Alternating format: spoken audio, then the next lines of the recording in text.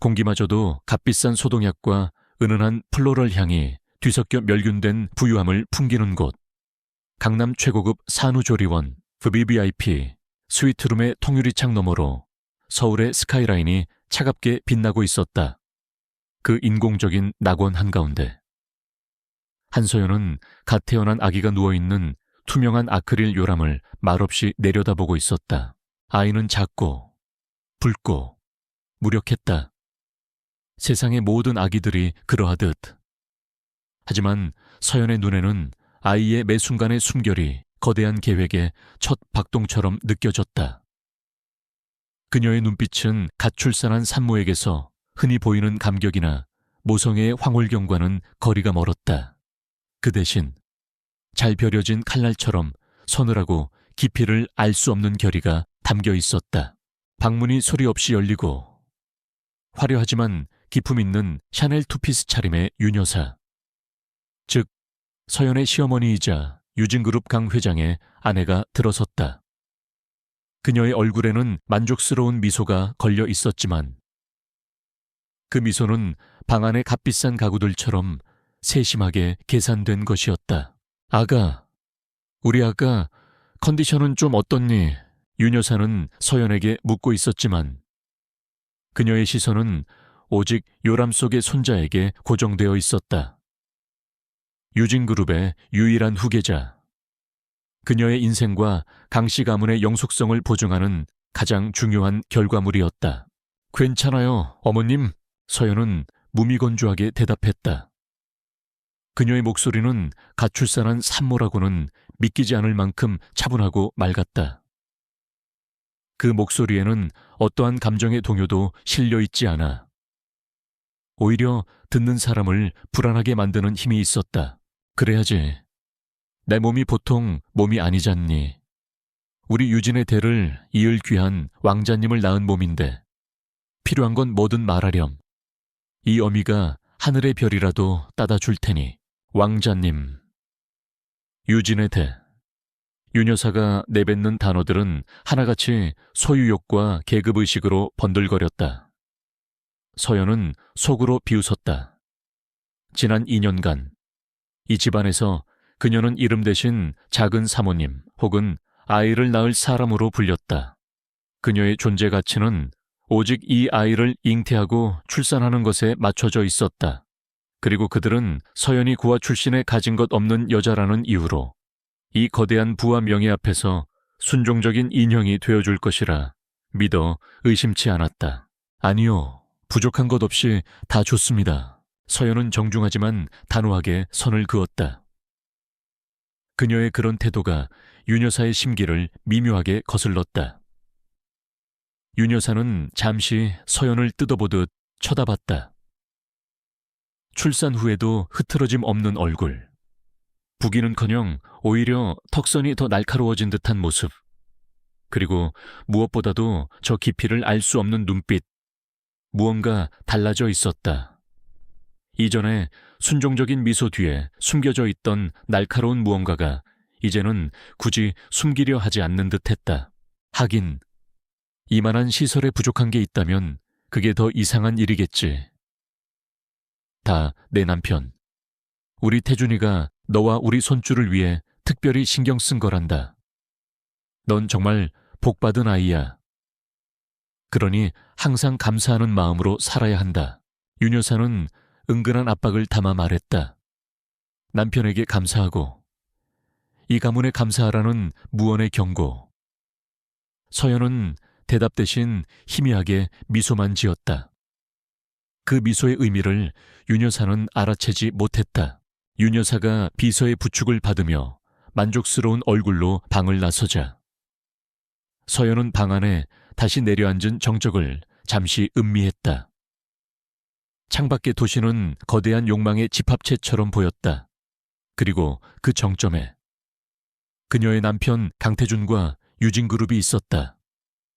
모든 것을 돈과 권력으로 짓밟고 법 위에서 군림하며 사람들의 피눈물을 자양분 삼아 거대해진 괴물. 서연은 침대 옆 테이블에 놓인 자신의 휴대폰을 들었다. 망설임은 없었다. 그녀는 단축번호 하나를 길게 눌렀다. 신호음이 몇 번 울리지 않아 낮고 차분한 남자의 목소리가 들려왔다. 나 예요. 서연이 말했다. 수화기 너머의 남자는 아무 말도 하지 않았지만 그의 긴장된 숨소리가 희미하게 들려오는 듯했다. 지금 와요. 그것이 통화의 전부였다. 서연은 전화를 끊고 휴대폰을 다시 제자리에 두었다. 그리고는 자리에서 일어나 아주 천천히 마치 중요한 의식을 치르는 사람처럼 요람으로 다가갔다. 아가. 그녀는 처음으로 아이에게 다정한 목소리로 말을 걸었다. 아이는 잠결에 작게 온갈거렸다. 서연은 아이의 뺨을 부드럽게 쓸었다. 이 작고 연약한 생명. 이 아이는 그녀의 복수를 위한 가장 강력한 무기이자 동시에 그녀가 반드시 지켜내야 할 유일한 이유였다. 미안하다. 아가, 내게 이런 짐을 지게 해서. 하지만 이게 내 아비에게서 너를, 그리고 나를 지켜낼 유일한 방법이란다. 내 아비가 만든 지옥에서 우리는 함께 살아남아야 해. 그녀의 내면에서는 차가운 분노와 뜨거운 모성애가 기이한 형태로 뒤엉켜 있었다. 강태준을 처음 만났을 때 그녀는 그가 내민 달콤한 구원의 손길을 믿었었다. 고아로 자라 세상에 홀로 던져진 그녀에게 그의 청혼은 동화 속 이야기처럼 비현실적이었다. 하지만 결혼 생활은 곧 추악한 현실을 드러냈다. 그는 다정한 남편이 아니라 오만한 주인이었다. 그는 그녀의 모든 것을 통제하려 했고 그녀를 아름다운 세상에 가두고는 오직 후계자 생산이라는 임무만을 부여했다. 결정적으로 그녀가 돌아서게 된 것은 자신의 부모님의 죽음에 관한 진실을 알게 된 날이었다. 단순한 교통사고로 위장되었던 그 사건의 배후에 유진그룹의 비자금 문제와 강태준의 아버지가 연루되어 있다는 사실을 그녀는 남편의 서재에서 우연히 발견한 비밀 장부를 통해 알게 되었다. 그 순간 그녀의 세상은 무너져 내렸고 그 폐허 위에서 복수라는 이름의 새로운 세계가 건설되기 시작했다. 그녀는 연기했다. 더 순종적이고 더 어리석은 아내인 척. 강태준과 그의 가족은 그녀의 연기에 완벽하게 속아 넘어갔다. 임신 소식을 알렸을 때 그들은 기뻐 날뛰며 그녀에게 온갖 값비싼 선물들을 안겨주었지만 정작 그녀라는 인간 자체에는 아무런 관심도 보이지 않았다. 그들의 관심은 오직 그녀의 셔츠 속에 있는 유진의 미래뿐이었다. 그 오만함이 바로 그들의 가장 큰 약점이었다. 약 30분 후 스위트룸의 문이 다시 조심스럽게 열렸다. 이번에는 간호사장이었다. 그녀의 얼굴에는 당혹감과 난처함이 역력했다. 저 작은 사모님, 면회 시간 외에는 외부인 출입이 엄격히 통제되는데 검사라고 신분을 밝히신 분이 꼭 뵈어야 한다고 해서요. 제가 오라고 한 사람이에요. 들여보내세요. 서연은 조금도 놀라지 않고 차분하게 말했다. 간호사장은 잠시 망설였지만 서연의 단호한 눈빛에 더 이상 아무 말도 하지 못하고 물러섰다. 잠시 후 한 남자가 방 안으로 들어섰다. 권지혁, 서울중앙지검 특수부 검사. 그의 몸에 딱 맞는 단정한 검은색 정장은 이 호화로운 공간과는 어울리지 않는 날카로운 긴장감을 자아냈다. 그는 장식적인 요소가 전혀 없는 오직 기능에만 충실한 잘 벼려진 칼과 같은 남자였다. 그의 깊은 눈은 방 안을 빠르게 훑었고 마지막으로 서연에게 멈췄다. 왔군요. 서연이 먼저 입을 열었다. 연락을 받고 바로 왔습니다. 몸은 괜찮으십니까? 지혁은 의례적인 안부를 물었지만 그의 목소리에는 깊은 염려와 복잡한 감정이 뒤섞여 있었다. 그는 서연의 얼굴과 창백한 입술을 보며 그녀가 겪었을 고통을 짐작했다.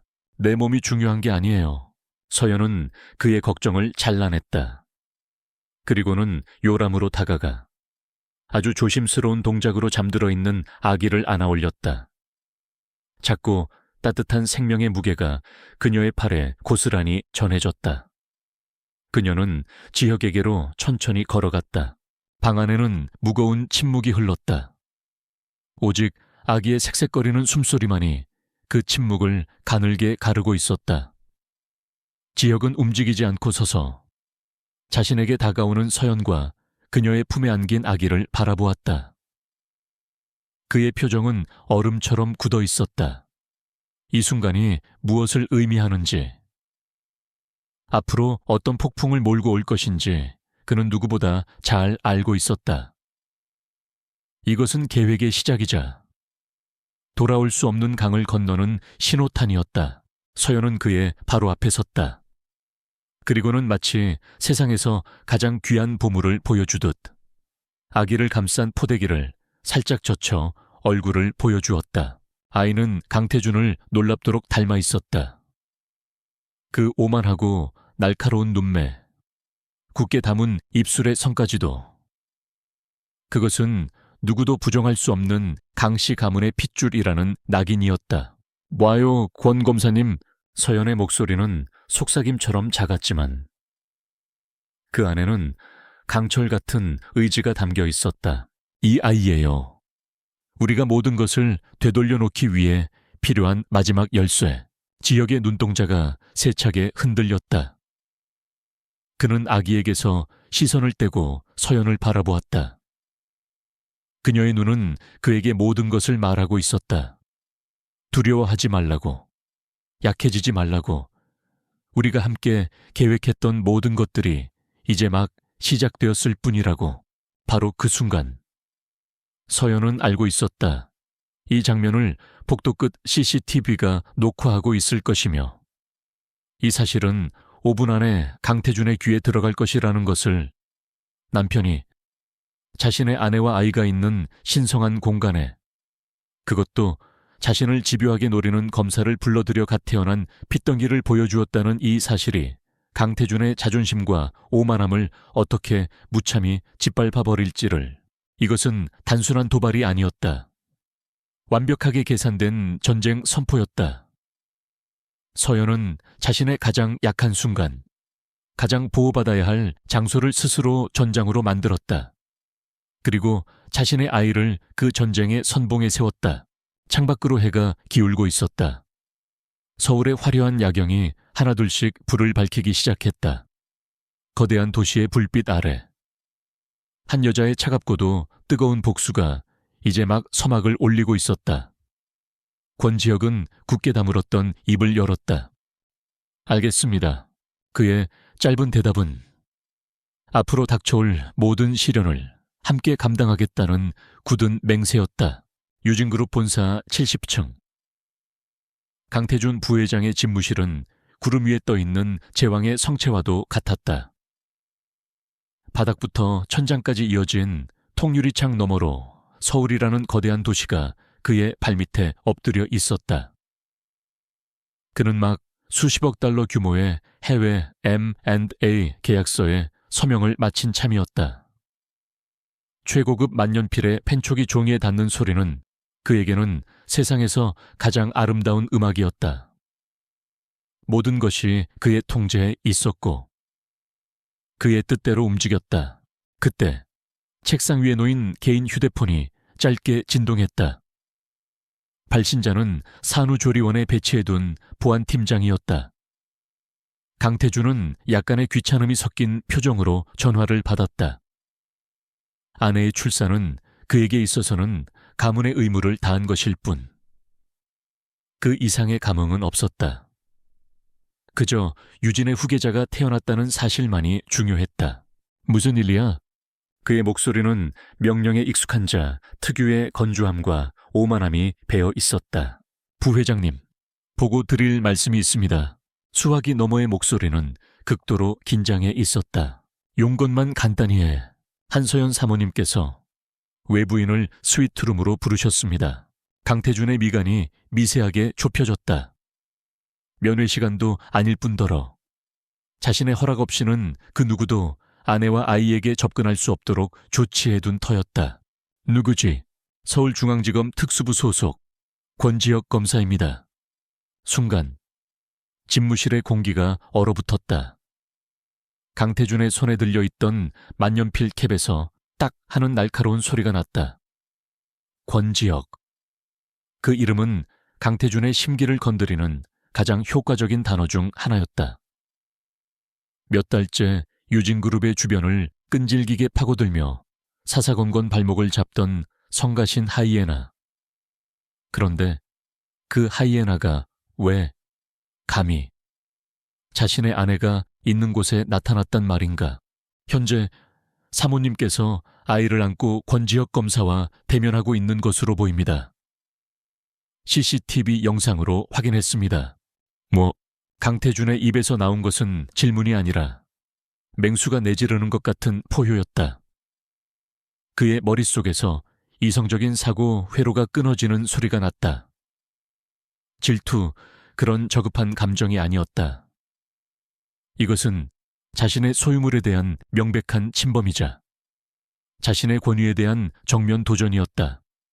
감히 자신의 아이, 유진의 후계자를 저 더러운 검사놈에게 보였다는 사실은 그의 자존심을 산산조각내는 모욕이었다. 그는 상상했다. 유순하고 아름다운 인형 같던 아내 한서연, 그녀가 낯선 남자, 그것도 자신의 적 앞에서 아이를 안고 있는 모습을. 그의 머릿속에서는 그녀가 권지혁에게 협박이라도 당하고 있는 것이라는 가설이 가장 먼저 떠올랐다. 그래, 그거 말고는 설명이 되지 않았다. 저 순진하고 세상 물정 모르는 여자가 제 발로 저런 짓을 벌일 리가 없었다. 그 개자식. 강태준은 수화기를 거의 으스러뜨릴 듯이 쥐고는 자리에서 벌떡 일어났다. 그의 눈은 분노로 이글거렸다. 그는 책상 위에 있던 값비싼 크리스탈 위스키 잔을 집어들어 벽에 힘껏 내던졌다. 쨍그랑하는 파열음과 함께 비서실이 소란스러워졌지만 그는 아랑곳하지 않았다. 김비서차 대기시켜 당장. 그는 코트를 집어들고 집무실을 뛰쳐나가며 소리쳤다. 그의 전신에서는 누구도 감히 막아설 수 없는 폭력적인 기운이 뿜어져 나왔다. 복도를 지나는 모든 임직원들이 겁에 질려 고개를 숙였다. 전용 엘리베이터를 타고 지하 주차장으로 내려가는 짧은 시간 동안 강태준의 머리는 차갑게 식어갔다. 분노는 사라지지 않았지만 그 분노를 어떻게 사용할지에 대한 계산이 빠르게 이루어지고 있었다. 권지혁, 그놈은 오늘부로 끝이다. 감히 자신의 영역을 침범한 대가가 얼마나 끔찍한 것인지 뼈저리게 느끼게 해줄 것이다. 그리고 한서연, 그녀에게는 주인의 허락 없이 함부로 행동했을 때 어떤 결과가 따르는지 확실하게 가르쳐 줘야 했다. 마이바흐의 뒷좌석에 몸을 싣자마자 그는 다시 보안팀장에게 전화를 걸었다. 그놈 아직 안에 있나? 예. 부회장님, 아직 나오지 않았습니다. 조하, 조리원 출입구를 전부 봉쇄해. 내가 도착하기 전까지 개미 새끼 한 마리도 빠져나가지 못하게 막아. 내 허락 없이 나가는 놈들은 다리 몽둥이를 부러뜨려서라도 잡아둬. 알겠습니다. 차가 서울의 거리를 질주하는 동안 강태준은 창밖을 보며 자신의 아내를 떠올렸다. 2년 전 정략 결혼 상대로 그녀를 처음 만났을 때를. 고아 출신의 배경도 초라했지만 빼어난 미모와 무엇보다도 길들여지지 않은 야생화 같은 순수함이 마음에 들었다. 자신의 부와 권력 앞에서는 그 어떤 여자라도 순한 양이 된다는 것을 증명해 보이고 싶었다. 실제로 그녀는 그랬다. 언제나 조용히 미소 지으며 그의 말에 순종했고 단 한 번도 그의 뜻을 거스른 적이 없었다. 그런 그녀가 이런 일을 벌였다는 것은 분명 권지혁 그놈이 무언가 수를 쓴 것이 틀림없었다. 산후조리원에 도착한 강태준은 차에서 내리기도 전에 문을 열어젖혔다. 검은 양복을 입은 경호원들이 그의 뒤를 따랐다. 로비의 직원들이 경악하며 그를 막아서려 했지만 그의 살벌한 기세에 눌려 길을 터줄 수밖에 없었다. 그는 병원 규정이나 프로토콜 따위는 안중에도 없다는 듯 곧장 안에 스위트룸이 있는 층으로 향하는 엘리베이터에 올랐다. 복도 끝 아내의 방문 앞에 서자 2명의 경호원이 이미 문 앞을 지키고 있었다. 강태준은 그들을 밀치고는 문을 거칠게 열어젖혔다. 꽝! 요란한 소리와 함께 문이 벽에 부딪혔다.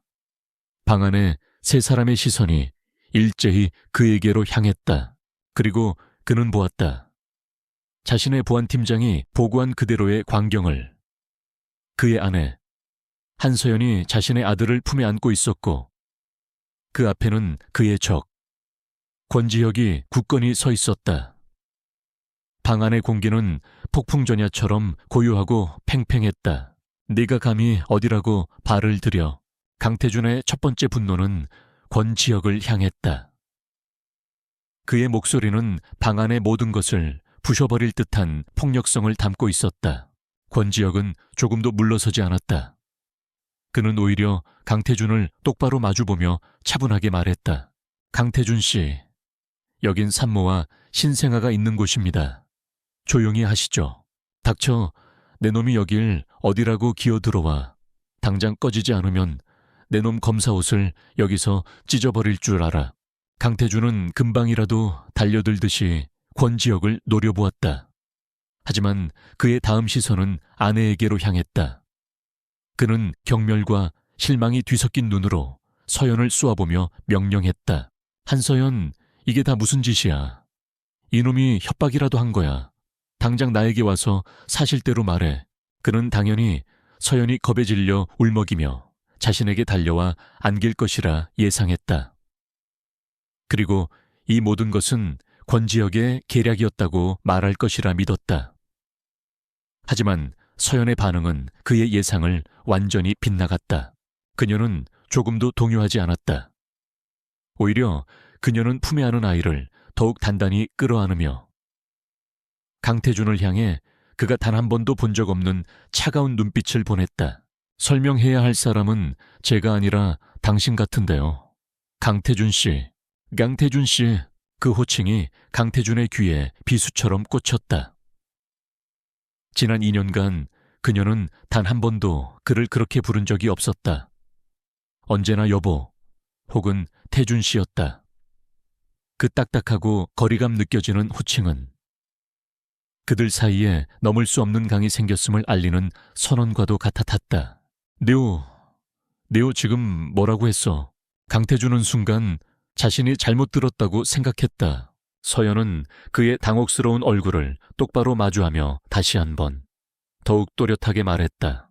당신이 지금 이 자리에서 내 아이 앞에서 무슨 자격으로 소리를 지르는지 모르겠군요.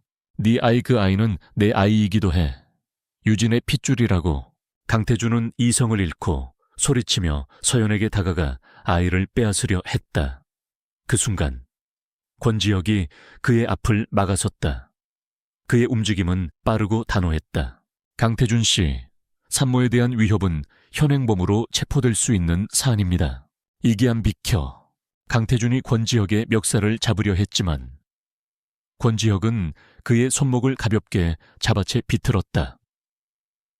단순한 검사가 아닌 특수부 검사다운 다부진 힘이었다. 강태준은 힘에서 밀리자 더욱 격분했지만 그를 더욱 미치게 만든 것은 아내의 다음 말이었다. 손대지 마. 그 목소리는 얼음장처럼 차가웠다. 내 아이에게서 그 더러운 손 떼. 당신 같은 사람에게는 이 아이를 안을 자격 없어. 그 말은 강태준의 모든 사고를 정지시켰다. 그는 멍하니 서연을 바라보았다. 저 여자가 누구인가 자신이 알던 언제나 순종적이고 그림자 같던 한서연이 맞는가. 그녀의 눈빛은 더 이상 순한 사슴의 눈이 아니었다. 그것은 모든 것을 꿰뚫어 보고 자신의 적을 향해 정확히 칼날을 겨누는 암살자의 눈빛이었다. 그는 처음으로 깨달았다. 자신이 얼마나 어리석게 그녀를 얕보고 있었는지를. 패배감. 강태준의 인생에서 단 한 번도 느껴본 적 없는 감정이 그의 온몸을 휩쌌다. 이 좁은 방 안에서 고작 여자 한 명과 검사 한 명에게 완벽하게 제압당했다. 그는 비틀린 웃음을 터뜨렸다. 하하하, 그렇군. 이게 네 본 모습이었어. 그는 권지혁을 뿌리치고 한 걸음 물러섰다. 그리고는 독사처럼 차가워진 눈으로 서연을 바라보았다. 좋아. 한서연, 네가 뭘 믿고 이러는지 모르겠지만 아주 큰 실수를 한 거야. 너, 오늘을 평생 후회하게 만들어주마. 그의 시선은 다시 권지혁에게로 향했다. 그리고 너, 권지혁, 내 놈 검사 옷, 내가 반드시 벗겨줄게. 내일 아침 신문에 내 놈 이름이 어떻게 오르내리는지 기대하고 있으라고. 마지막 협박을 남기고 강태준은 돌풍처럼 방을 빠져나갔다. 그가 떠난 후에도 방 안에는 그의 분노가 남긴 살벌한 기운이 한동안 감돌았다. 문이 닫히고 방 안에는 다시 정적이 찾아왔다. 서연은 그제야 참았던 숨을 길게 내쉬었다. 그녀의 등은 식은땀으로 축축했다. 아무리 계획하고 대비했다 하더라도 강태준이라는 폭풍을 정면으로 마주하는 것은 엄청난 정신력을 소모하는 일이었다. 괜찮으십니까? 권지혁이 걱정스러운 목소리로 물었다. 서연은 고개를 저었다. 그녀의 눈은 다시 품 안의 아이에게로 향했다. 아이는 세상의 소라는 아무것도 모른다는 듯이 평화롭게 잠들어 있었다. 이제 시작이에요. 권 검사님, 그녀는 결의의 찬 목소리로 말했다. 진짜 전쟁은 지금부터예요. 강태준이 남기고 간 살벌한 공기는 쉽사리 흩어지지 않았다. 방 안에는 갓난아기의 규칙적인 숨소리만이 유일한 온기처럼 느껴졌다. 한서연은 잠든 아이를 조심스럽게 요람에 다시 눕혔다. 그녀의 손길은 더없이 부드러웠지만 그 손끝은 미세하게 떨리고 있었다. 권지혁은 그 떨림을 놓치지 않았다. 그는 창가로 다가가 바깥을 잠시 응시하는 척하며 그녀가 감정을 추스를 시간을 주었다. 이제부터 온갖 수단을 동원하겠지요. 그가 도시의 야경을 등지고 나지기 말했다. 그의 목소리는 법정에서 증거를 제시할 때처럼 담담했지만 그 안에는 강철 같은 경계심이 서려 있었다. 알고 있어요. 서연은 아이의 이마를 부드럽게 쓸어주며 대답했다. 그녀의 목소리 또한 차분했다. 그가 가진 무기는 돈과 권력, 그리고 언론이죠. 하지만 그는 우리가 가진 무기가 무엇인지 전혀 몰라요. 서연이 천천히 몸을 돌려 지혁을 마주보았다. 두 사람의 시선이 허공에서 마주쳤다. 그 눈빛의 교환 속에는 지난 1년간 그들이 함께 쌓아온 비밀과 고통, 그리고 결의의 무게가 담겨 있었다. 그 순간 시간은 거꾸로 흘러 비가 내리던 1년 전에 어느 밤으로 돌아갔다. 1년 전 서울중앙지검 권지혁 검사실 밤늦은 사무실에는 눅눅한 종이 냄새와 식어버린 커피향, 그리고 해결되지 않은 사건들이 남긴 좌절의 먼지가 내려앉아 있었다. 권지혁은 책상에 산더미처럼 쌓인 서류 더미에 파묻혀 있었다. 그의 눈은 핏발이 서 있었고 며칠째 제대로 잠을 자지 못한 탓에 턱에는 거뭇한 수염이 자라 있었다. 그의 책상 한가운데에는 낡은 파일 하나가 놓여 있었다. 권상호 부장 변사 사건. 그의 아버지의 이름이었다. 5년 전 유진그룹 자회사 재무팀장이었던 그의 아버지는 한강 다리 위에서 스스로 목숨을 끊은 것으로 처리되었다. 유서는 없었지만 경찰은 과도한 업무 스트레스로 인한 우울증이 원인이라고 서둘러 결론 내렸다. 하지만 지혁은 믿지 않았다. 아버지는 누구보다 강직하고 책임감 있는 사람이었다. 그는 아버지가 죽기 며칠 전 정의롭지 못한 일을 바로잡아야 한다고 혼잣말처럼 되뇌던 것을 똑똑히 기억했다. 검사가 된 이후 그는 지난 3년간 아버지의 죽음을 집요하게 파고들었다. 하지만 거대한 벽에 부딪히는 것 같았다. 유진 그룹이라는 이름은 그가 접근하려는 모든 증거와 증인들 위에 보이지 않는 장막을 쳤다.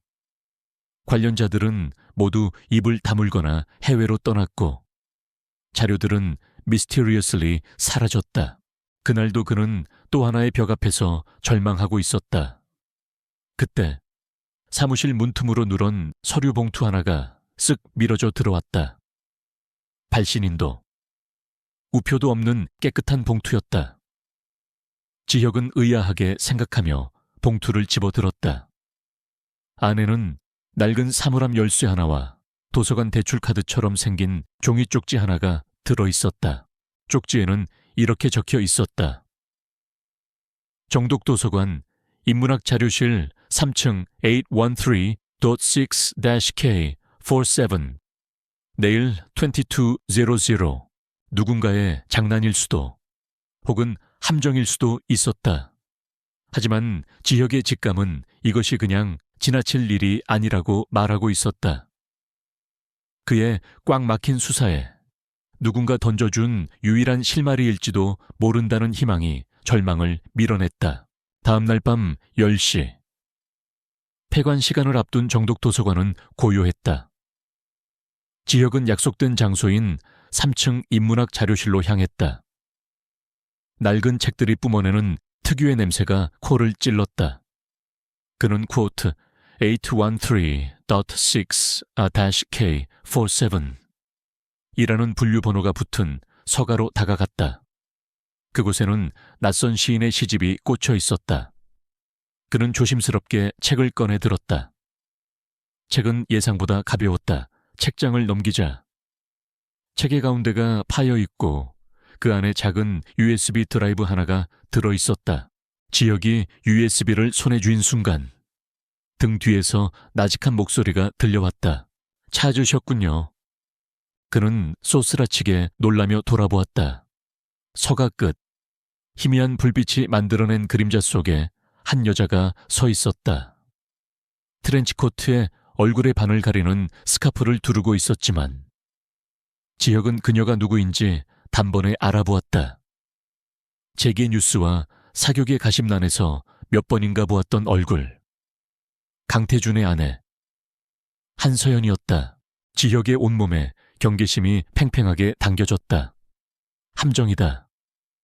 유진그룹이 자신을 올가매기 위해 파놓은 덫이 분명했다. 그는 차갑게 물었다. 누구시죠? 무슨 꿍꿍입니까? 당신과 같은 것을 원하는 사람이에요. 서연의 목소리는 떨림 없이 차분했다. 그녀는 천천히 지혁에게 다가왔다. 스카프 아래로 드러난 그녀의 얼굴은 핏기 없이 창백했지만 그녀의 눈은 어둠 속에서도 형형하게 빛나고 있었다. 권지혁 검사님, 5년 전 당신의 아버님을 죽음으로 몰고 간 진실을 알고 싶지 않으신가요? 지혁의 심장이 쿵 하고 내려앉았다. 당신이 뭘 안다는 거지? 그 USB 안에 당신이 지난 3년간 찾아 헤맸던 것의 시작이 들어있어요. 아버님이 돌아가시기 1시간 전 유진그룹 자산관리팀 소속 해결사 2명이 아버님의 사무실을 찾아왔던 CCTV 원본 영상이죠. 그리고 그들이 아버님께 덮어씌우려 했던 비자금 장부의 일부도요. 지혁은 자신의 귀를 의심했다. 만약 그녀의 말이 사실이라면 이것은 단순한 증거가 아니라 사건의 본질을 뒤집을 수 있는 스모킹 건이었다. 하지만 그는 여전히 경계를 풀지 않았다. 왜 내게 이런 걸 주는 거지? 당신은 강태준의 아내잖소. 그래서죠. 서연의 입가에 희미하고 씁쓸한 미소가 떠올랐다. 강태준의 아내이기 때문에. 그들의 심장부에서 그들을 무너뜨릴 비수를 찾을 수 있는 사람은 저밖에 없으니까요. 그리고 그 비수를 법의 이름으로 휘둘러 줄 사람이 당신이라는 것도 알고요. 그들은 도서관의 가장 구석진 자리로 옮겨 앉았다. 그곳에서 서연은 자신의 이야기를 털어놓았다. 15년 전 작은 중소기업을 운영하던 그녀의 부모님이 교통사고로 위장된 살해를 당했다는 것, 그리고 그 배후에 유진그룹의 적대적 M&A와 당시 그 실무를 지휘했던 지금의 강 회장이 있었다는 사실을 최근에야 알게 되었다는 것.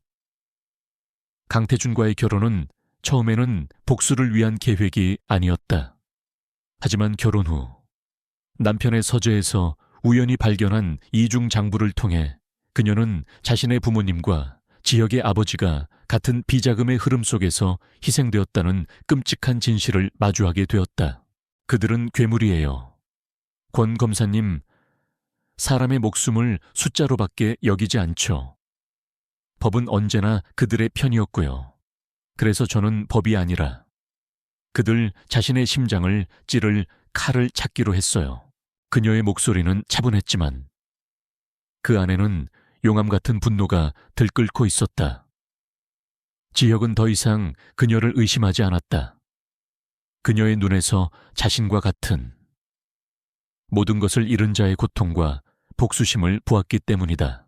내가 뭘 하면 되겠소? 저는 안에서 계속 증거를 모을 겁니다. 비자금의 전체 흐름, 정관계 로비 내역, 그리고 그들이 저지른 모든 범죄의 기록들을요. 하지만 결정적인 증거들은 보통 사람의 손이 닿지 않는 곳에 있어요. 강태준과 그의 아버지만이 접근할 수 있는 곳이죠. 서연은 잠시 말을 멈추고 지역을 똑바로 바라보았다. 저는 그들의 아이를 가질 겁니다. 유진의 후계자를 임신하는 순간. 저는 그들의 경계심 안에서 가장 안전한 존재가 될 거예요. 그들은 저를 의심하지 않고 제게 더 많은 것을 보여주겠죠. 아이는 제 방패이자 무기가 될 겁니다. 지혁은 충격의 할 말을 잃었다. 한 여자가 자신의 인생과 몸, 그리고 아직 태어나지도 않은 아이까지 복수의 도구로 사용하겠다는 그 끔찍한 결심 앞에서 그는 숙연해졌다. 너무 위험한 계획이요. 정의를 위한 싸움은 언제나 위험하죠. 서연은 단호하게 말했다. 제가 모든 것을 준비했을 때 신호를 보낼게요. 그때 권 검사님은 당신이 가진 법의 칼로 그들의 심장을 정확히 찌르세요. 단 한 번의 기회뿐일 겁니다. 실패하면 우리 둘 다 파멸하겠죠. 그날 밤 낡은 도서관의 희미한 불빛 아래에서 두 사람의 위험한 동맹이 맺어졌다. 그것은 사랑이나 연민이 아닌 공동의 목표와 복수심으로 맺어진 차가운 강철 같은 계약이었다. 다시 현재 산후조리원 스위트룸. 과거의 기억에서 돌아온 서연의 눈빛은 더욱 단단해져 있었다. 그녀는 잠든 아이의 요람 옆에 놓인 작은 액자를 바라보았다. 그 안에는 그녀와 강태준이 활짝 웃고 있는 결혼 사진이 들어있었다. 시어머니가 부부애를 돈독히 하라며 억지로 가져다 놓은 것이었다. 서연은 액자를 집어들어 사진 속 행복한 신부의 얼굴을 말없이 들여다보았다. 저 미소 뒤에 얼마나 많은 칼을 숨기고 있었는지를 사진 속의 남자는 영원히 알지 못할 것이다. 우리가 처음 만났던 날이 생각나는군요. 지혁이 먼저 침묵을 깼다. 그 역시 그날 밤의 서약을 떠올리고 있었다. 그때 당신이 했던 말 기억하십니까? 서연은 고개를 끄덕였다. 실패하면 우리 둘 다 파멸할 거라고 했죠. 이제 주사위는 던져졌습니다. 지혁이 말했다. 그의 목소리에는 비장함이 감돌았다. 이제부터는 뒤를 돌아볼 수 없습니다. 돌아갈 생각 처음부터 없었어요. 서연은 액자를 테이블 위에 뒤집어 놓았다. 사진 속 강태준의 웃는 얼굴이 어둠 속으로 사라졌다. 그는 곧 방역해 올 거예요. 아마 당신부터 노리겠죠. 언론을 통해 부도덕한 검사로 만들려 할 겁니다. 예상하고 있습니다. 하지만 그들이 모르는 게 있죠. 지역의 눈이 날카롭게 빛났다. 그들의 공격은 대중의 시선을 유진그룹이 아닌 제게로 돌리게 만들 겁니다. 그리고 그 연막 뒤에서 우리는 그들의 숨통을 끊을 진짜 칼을 준비할 수 있겠죠. 당신이 넘겨줄 그 칼 말입니다. 그들의 계획은 이미 몇 수 앞을 내다보고 있었다. 강태준의 예상 가능한 모든 공격은 오히려 그들의 계획을 완성시키는 데 필요한 재료가 될 터였다. 서연은 창가로 다가가 서울의 야경을 내려다보았다. 거대한 괴물처럼 웅크린 도시.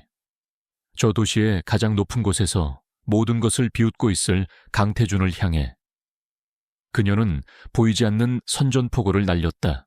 강태준, 당신이 가진 성은 이제 무너지기 시작했어. 당신이 가장 신뢰했던 기반, 바로 나로부터. 강태준이 떠난 다음 날 아침, 산후조리원의 아침은 언제나처럼 평온했다. 최고급 유기농 식단으로 차려진 아침 식사가 배달되고 아기들의 건강을 체크하는 소아과 의사의 회진이 조용히 이루어졌다. 하지만 한서연의 스위트룸을 감싸고 있는 공기는 그 평온함과는 이질적인 팽팽한 긴장감으로 가득했다. 오전 10시 정각. 날카로운 라인의 회색 정장을 입은 한 여성이 방으로 들어섰다. 그녀의 이름은 최민희. 법무법인 정의회 대표 변호사였다.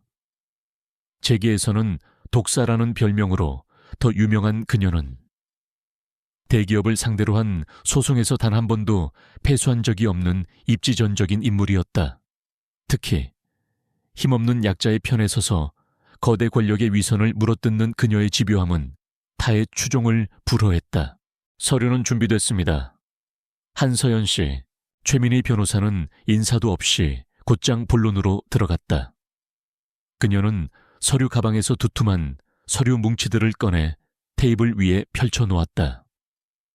이혼 소장, 친권 및 양육권자 지정 청구서, 그리고 가장 중요한 임시 접근 금지 가처분 신청서였다. 강태준 씨가 어젯밤 보인 폭력적인 행태는 조리원 복도 CCTV에 고스란히 녹화되었습니다. 직원들의 증언도 확보했고요. 접근 금지 신청이 인용될 확률은 99%입니다. 서연은 고개를 끄덕였다. 모든 것이 그녀가 계획한 대로 흘러가고 있었다. 강태준의 분노는 예측 가능한 변수였고 그녀는 그 분노를 자신에게 유리한 첫 번째 법적 무기로 완벽하게 전환시켰다. 이혼 사유로는 배우자의 부당한 대우와 기타 혼인을 계속하기 어려운 중대한 사유를 명시했습니다. 그리고 여기 증거 자료 목록입니다. 최민희 변호사가 얇은 파일 하나를 서연에게 건넸다. 그 안에는 강태준이 지난 1년간 여러 차례에 걸쳐 차명 계좌로 거액의 자금을 이체한 내역이 담겨 있었다. 금액이 크지는 않았지만 명백한 불법 자금의 흐름을 보여주는 증거였다. 이건 너무 약하지 않습니까? 이걸로는 그에게 타격을 줄 수 없을 텐데요. 서연이 물었다. 그녀의 손에는 강태준과 유진그룹 전체를 무너뜨릴 수 있는 훨씬 더 거대하고 치명적인 비자금 장부의 사본이 있었다. 최민희 변호사의 입가에 희미한 미소가 걸렸다. 물론입니다. 이건 그를 감옥에 보낼 증거가 아닙니다. 이건 미끼입니다. 우리는 지금 낚시를 하는 겁니다. 한서연 씨, 너무 큰 미끼를 던지면 물고기가 겁을 먹고 도망가 버리죠. 하지만 이렇게 작고 신경 쓰이는 미끼를 던지면 물고기는 짜증을 내며 미끼 주변을 맴돌게 됩니다. 실수를 저지르기 시작한다는 뜻이죠. 그녀의 설명은 명쾌했다. 이 소송의 첫 번째 목표는 승리가 아니었다. 강태준을 자극하고 그가 상황을 오판하게 만들고 그의 주변을 소란스럽게 만들어 빈틈을 드러내게 하는 것이었다. 알겠습니다. 계획대로 진행해 주세요. 서연은 조금의 망설임도 없이 서류에 서명했다. 그녀의 이름 석자가 적히는 순간 유진그룹이라는 거대한 성을 향한 첫 번째 포탄이 발사되었다. 같은 시각 유진그룹 부회장실. 강태준은 어젯밤의 분노가 채 가시지 않은 얼굴로 산더미 같은 보고서들을 처리하고 있었다. 그의 머릿속에는 온통 한서연과 권지혁에 대한 복수 계획뿐이었지만 그는 자신의 제국을 다스리는 왕으로서의 임무를 소홀히 하지 않았다. 그때 김 비서가 창백한 얼굴로 집무실 문을 열고 들어왔다. 그의 손에는 법원에서 발송된 등기후 편물이 들려 있었다. 부회장님, 법원에서 온 서류입니다. 법원. 강태준은 짜증스럽게 서류를 받아들었다. 어느 하청업체가 또 귀찮게 구는 것이라 생각했다. 하지만 봉투를 뜯어 첫 장을 읽는 순간 그의 얼굴은 분노를 넘어선 경악으로 굳어졌다. 아이헌소송, 접근 금지. 그 단어들이 마치 독사처럼 그의 눈을 파고들었다. 감히 한서연이 이 강태준을 상대로 이혼 소송을 제기했다 자신을 버리는 것도 모자라 아예 접근조차 하지 못하게 막아달라고 법에 요청을 해. 하하하, 헛웃음이 터져 나왔다. 곧이어 그 웃음은 이성을 잃은 광소로 변했다. 그는 손에 들고 있던 서류를 갈갈이 찢어 허공에 뿌렸다. 이 미친 여자가 감히 하늘 무서운 줄 모르고 그는 즉시 그룹 법무팀장이자 국내 최고의 로펌 대표인 최강석 변호사에게 전화를 걸었다. 초회 변호사 당장 내 사무실로 와. 아니, 올 필요 없어. 당장 그 가짜는 소송부터 처리해. 한서연. 그 여자한테서 모든 걸 빼앗아 와. 아이는 물론이고 위자료는커녕 땡전 한 푼도 못 받게 해. 뼛속까지 발가벗겨서 길바닥에 나앉게 만들라고. 그의 분노의 찬구함이 집무실 밖 복도까지 울려 퍼졌다. 하지만 사태는 강태준의 생각처럼 간단하게 흘러가지 않았다. 이혼 소송 소식은 즉각 유진그룹 이사회에 보고되었다. 특히 접근 금지 신청의 사유에 피고 강태준의 불안정한 상태와 예측 불가능한 폭력성이 언급되고 증거로 불법 자금 거래 내역의 일부가 제출되었다는 사실은 몇몇 늙은 여우들의 심기를 불편하게 만들었다. 그날 오후 강만호 회장, 즉 강태준의 아버지가 아들을 자신의 집무실로 호출했다. 강 회장의 집무실은 아들의 공간보다 훨씬 더 고풍스럽고 위압적이었다. 방 안에는 짙은 시가 향과 함께 수십 년간 쌓아온 권력의 무게가 내려앉아 있었다. 앉아라. 강만호 회장은 아들을 쳐다보지도 않고 말했다. 그의 목소리는 쇠소리처럼 차가웠다. 고작 계집 하나 제대로 다루지 못해서 이 사달을 내나. 아버지, 그 여자가 제정신이 아닙니다. 제가 당장 닥쳐라. 강만호 회장의 불호령이 떨어졌다. 내 놈이 그 계집과 뭘 하든 내 관심 밖이다. 하지만 내 놈의 치정 노름 때문에 그룹 전체가 흔들리는 것은 용납 못한다. 주주들이 뭐라고 생각하겠나. 차기 회장이 될 놈이 자기 아내 하나 간수 못해서 법정 싸움을 하고 심지어 접근 금지까지 당했다는 소문이 돌면 말이다. 거기에 뜬금없는 자금 거래 내역은 또 뭐냐. 그는 분노하고 있었지만 아들의 이혼 자체에는 관심이 없었다.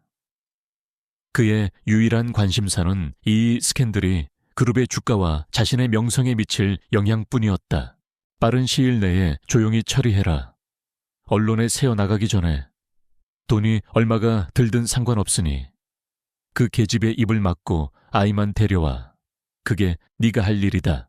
아버지의 질책을 받고 나온 강태준의 얼굴은 수치심과 분노로 시뻘게 달아올라 있었다.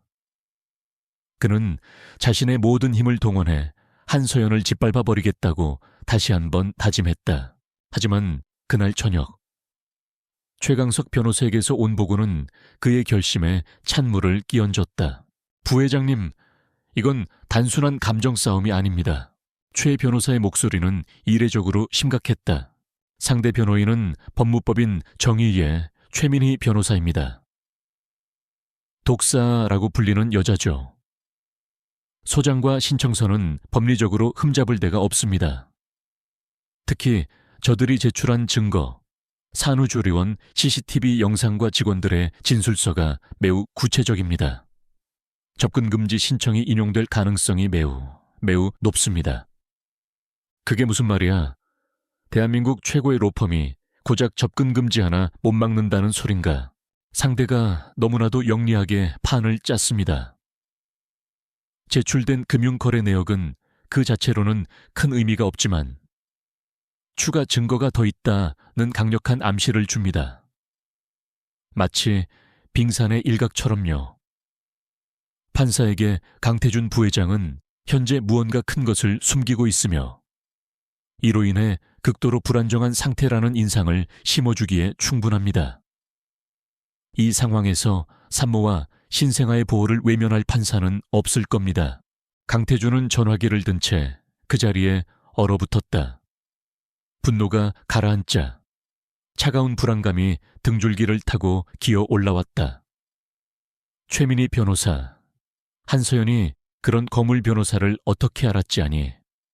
그보다 더 중요한 것은 이 모든 것이 너무나도 정교하게 계획되었다는 사실이었다. 어젯밤 자신의 분노를 유도하고 그것을 촬영하고 미리 준비된 소송 서류와 증거를 통해 법적인 공격으로 전환하기까지. 이 모든 것이 하룻밤 사이에 우발적으로 일어난 일이라고는 도저히 볼 수 없었다. 그는 천천히 자신의 집무실 책상 위에 놓인 결혼 사진을 바라보았다. 사진 속에서 순백의 웨딩드레스를 입은 한서연은 세상에서 가장 행복한 미소를 짓고 있었다. 그 순수하고 아름다운 얼굴, 강태준은 이제야 깨달았다. 지난 2년간 자신의 옆에 있던 것은 순한 양이 아니었다. 완벽한 가면을 쓴 발톱을 숨긴 안표범이었다. 그녀의 모든 순종과 미소는 이 날을 위한 연기였다. 그가 아름다운 인형이라고 생각하며 방심하고 있을 때 그녀는 그의 성벽 아래에서 조용히 그리고 치밀하게 땅굴을 파고 있었던 것이다. 소름이 끼쳤다.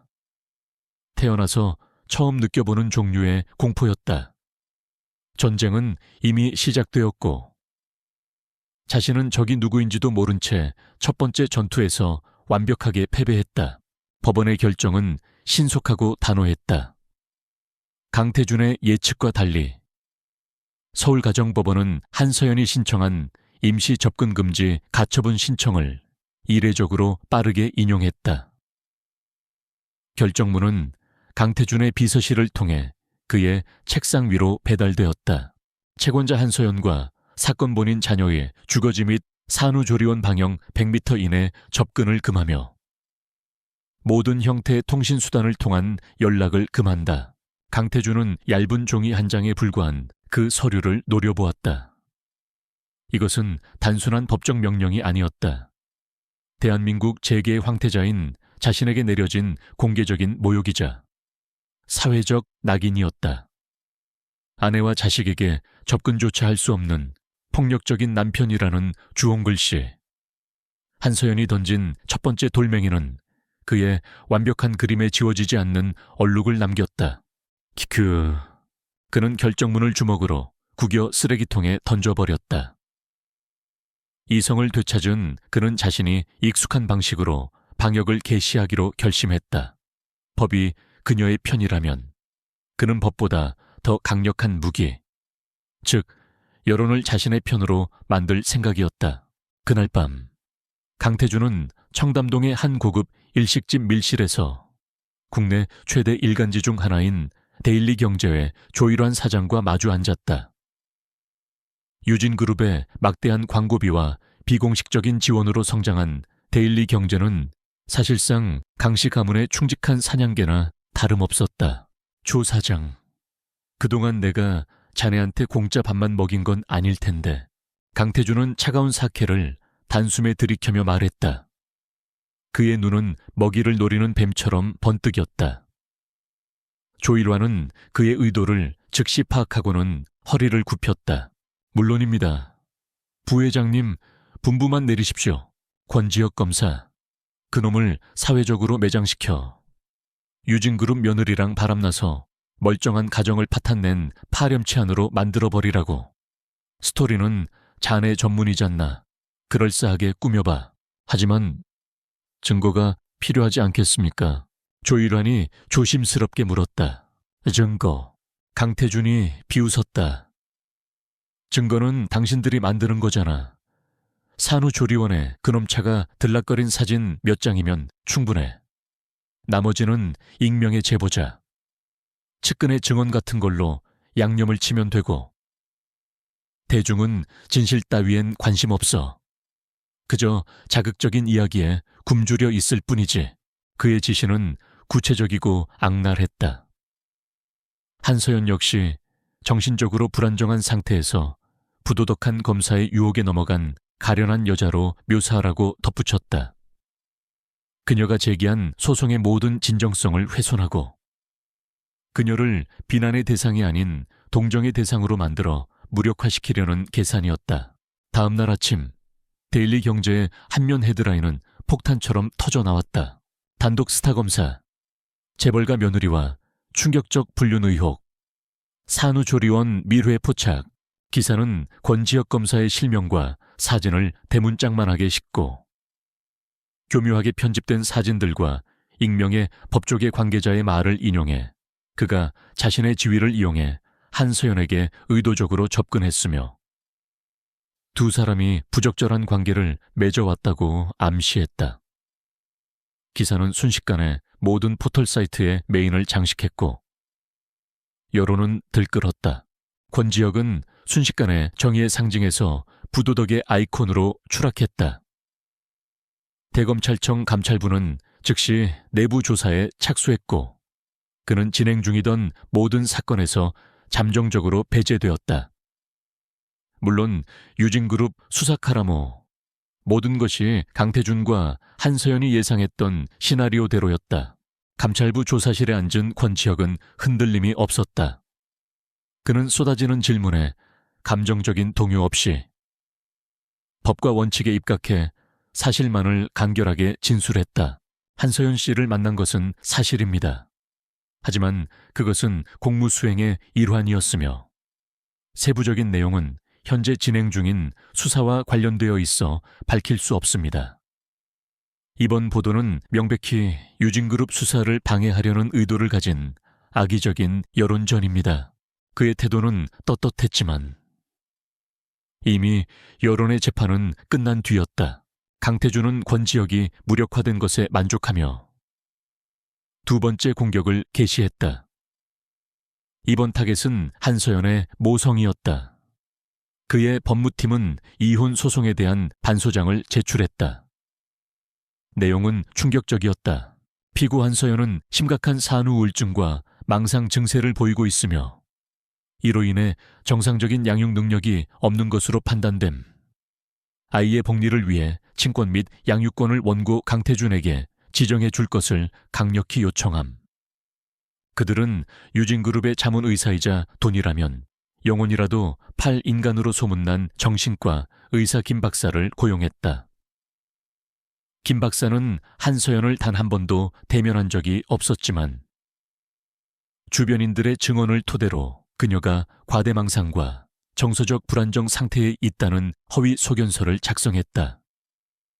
산후조리원의 권지혁을 부른 행위는 그녀의 비정상적인 정신 상태를 보여주는 가장 큰 증거로 둔갑했다. 또한 강태준 측 사람들은 조리원의 간호사들에게 접근해 돈으로 회유하며 서연에게 불리한 거짓 증언을 해달라고 종용했다.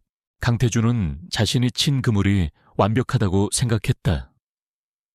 검사는 불륜 스캔들로 추락했고 아내는 정신병자로 몰려 아이를 빼앗길 위기에 처했다. 곧 그녀가 모든 것을 포기하고 무릎을 꿇고 빌 것이라 확신했다. 하지만 그는 이번에도 한서연이 자신의 공격을 몇 수 앞서 내다보고 모든 대비를 맞춰놓았다는 사실을 까맣게 모르고 있었다. 방역은 최민희 변호사의 기자회견으로 시작되었다. 수많은 카메라 플래시 앞에서 그녀는 차분하지만 단호한 목소리로 말했다. 오늘 저희 법무법인은 데일리 경제와 조일환 사장을 상대로 100억 원의 명예훼손 손해배상 청구 소송을 제기했습니다. 이번 보도는 언론의 자유를 빙자한 명백한 인격 살인입니다. 그녀는 거기서 멈추지 않았다. 또한 저희는 데일리 경제가 지난 3년간 유진그룹으로부터 받은 광고비와 비공식적인 자금 지원 내역에 대한 자료를 확보했습니다. 이것이 과연 정상적인 언론 활동인지, 아니면 재벌의 사주를 받은 청부 보도인지 사법부가 명명백백히 밝혀줄 것이라 믿습니다. 최민희 변호사의 폭로는 기자회견장을 술렁이게 만들었다. 한편 진보 성향의 한 인터넷 탐사보도 매체에서는 재벌과 언론의 추악한 유착관계라는 제목의 심층 기사를 통해 데일리 경제의 보도가 조작되었을 가능성을 정면으로 제기했다. 여론의 흐름이 미묘하게 바뀌기 시작했다. 두 번째 방역은 강태준의 아내 정신병자 만들기 전략을 정면으로 겨냥했다. 최민희 변호사는 국내 최고의 권위를 자랑하는 서울대학교 병원 정신과 박성진 교수의 소견서를 공개했다. 본원 소속 한서연 환자는 임신 기간 중 정기적인 상담을 받아왔으며 산후 정신건강 상태 또한 매우 안정적이고 양호함. 오히려 극심한 스트레스 상황 속에서도 놀라울 정도의 정신적 강인함을 보이고 있으며 자녀를 양육하는데 어떠한 결격 사유도 발견되지 않았음. 한서연은 강태준의 이런 비열한 공격을 예측하고 임신 초기부터 가장 신뢰할 수 있는 의사에게 자신의 상태를 꾸준히 기록하고 진단받아 왔던 것이다. 허위 소견서를 작성한 김 박사의 권위는 박성진 교수의 이름 앞에서 휴지 조각이 되었다. 그리고 마지막 결정타가 터져 나왔다. 기자회견장에 한 젊은 간호사가 눈물을 흘리며 등장했다. 그녀는 강태준 측 변호사에게 돈을 받고 거짓 증언을 해달라는 제안을 받았던 산후조리원 간호사 중 한 명이었다. 저는 돈에 눈이 멀어 양심을 팔 뻔했습니다. 하지만 이제라도 진실을 밝히고 싶습니다. 그녀는 떨리는 손으로 휴대폰을 꺼내 녹음 파일을 재생했다. 녹음 파일에서는 강태준 측 변호사가 한서연 씨가 아이를 거칠게 다루거나 혼잣말을 하는 것을 봤다고만 말해주면 된다. 사례는 두둑하게 하겠다. 고 말하는 내용이 생생하게 흘러나왔다. 기자회견장은 그야말로 아수라장이 되었다. 강태준이 휘두른 권력과 언론이라는 칼은 부러져 오히려 자신의 심장을 향하게 된 꼴이었다. 불륜 스캔들은 재벌의 언론 조작으로, 아내의 정신병은 남편의 비열한 음모로 그 본질이 뒤바뀌었다. 같은 시각 강태준은 자신의 집무실 대형 스크린으로 이 모든 상황을 실시간으로 보고 있었다. 그의 얼굴은 분노를 넘어선 망연자실함으로 하얗게 질려 있었다. 자신이 던진 모든 공격이 마치 잘 짜인 각본처럼 상대의 수비에 막히는 것을 넘어 오히려 역습의 빌미가 되고 있었다. 그는 이제야 깨달았다. 자신이 싸우고 있는 상대는 고작 연약한 여자 한 명이 아니었다. 자신의 모든 움직임을 예측하고 그에 대한 완벽한 대응책까지 마련해 놓은 치밀하고 무자비한 전략가였다. 사냥꾼인 줄 알았던 자신이 어느새 사냥감이 되어 거대한 덫안에서 발버둥 치고 있었던 것이다. 쨍그랑 그가 던진 위스키 잔이 또다시 벽에 부딪혀 산산조각 났다. 하지만 이번 파열음에는 지난번과 같은 분노의 포효가 실려 있지 않았다. 그 대신 패배를 직감한 맹수의 절망적인 신음이 희미하게 섞여 있었다. 강태준이 언론 조작과 증거 인멸 시도라는 수렁에 빠져 허우적거리는 동안 한서연의 진짜 방역은 소리 없이 시작되고 있었다. 강태준은 자신의 눈앞에 펼쳐진 작은 불들을 끄는 데에만 혈안이 되어 자신의 제국 전체를 삼켜버릴 거대한 화마가 등 뒤에서 타오르고 있다는 사실을 전혀 인지하지 못했다. 산후조리원의 스위트룸은 이제 그녀의 가장 안전한 지위 통제실이었다. 그녀는 태블릿으로 자신의 변호인단이 만들어낸 소란. 즉, 강태준 측의 증거, 인멸시도 폭로와 그로 인한 유진그룹의 도덕성 논란에 대한 기사들을 빠짐없이 체크했다. 모든 것이 계획대로였다. 대중과 언론, 그리고 강태준 자신의 시선이 완벽하게 가정 문제라는 연극 무대에 고정되었다. 서연은 아이가 평화롭게 잠든 것을 확인한 후 최민희 변호사에게 전화를 걸었다. 때가 됐어요. 변호사님, 그녀의 목소리는 낮고 차분했지만 그 안에는 거사를 앞둔 장수의 비장함이 담겨 있었다. 알겠습니다. 즉시 움직이죠. 수화기 넘어 최 변호사의 목소리에도 긴장감이 감돌았다. 그날 밤 인적이 드문 광화문의 한 지하 주차장. 최민희 변호사는 평범한 트렌치코트 차림으로 약속된 장소에 나타났다.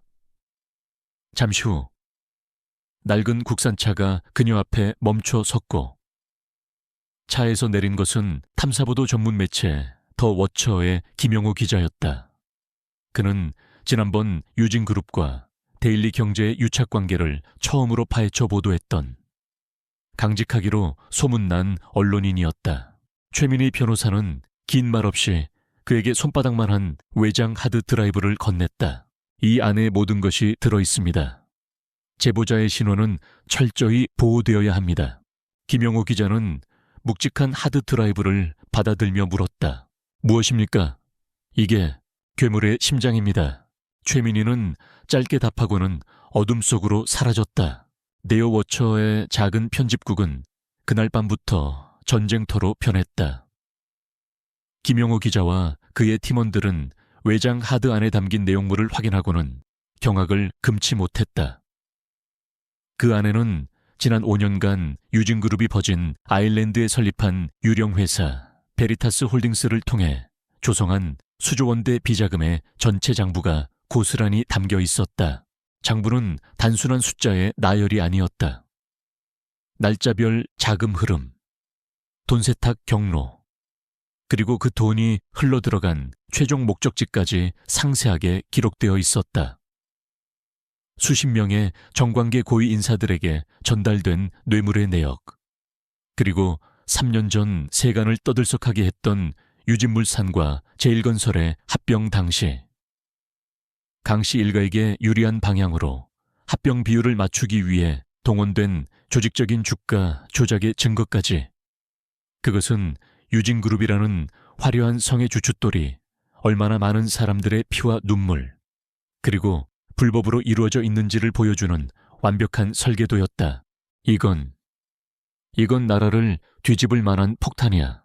한 젊은 기자가 떨리는 목소리로 말했다.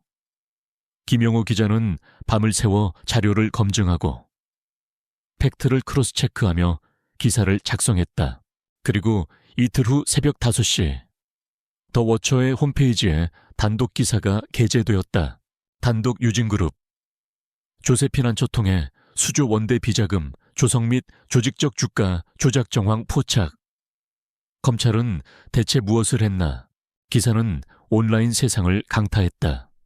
아침 신문이나 방송 뉴스가 아닌 가장 빠른 속도로 퍼져나가는 온라인을 통해 공개된 이 폭로는 순식간에 모든 이슈를 집어삼켰다. 잠에서 깨어난 사람들은 휴대폰을 통해 이 충격적인 사실을 접했고 분노했다.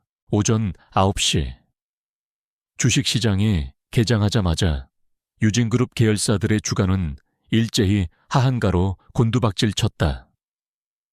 단 몇 시간 만에 수십조 원의 시가총액이 허공으로 사라졌다. 경제계는 물론 정치권까지 발칵 뒤집혔다.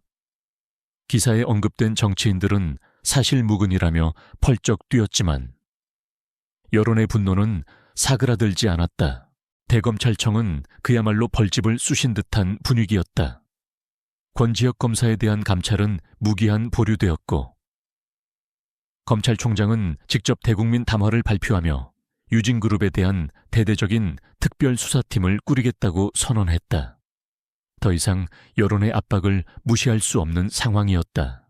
한편 직무에서 배제된 채 안전가옥에 머물고 있던 권지혁은 이 모든 상황을 예견했다는 듯이 침착하게 지켜보고 있었다.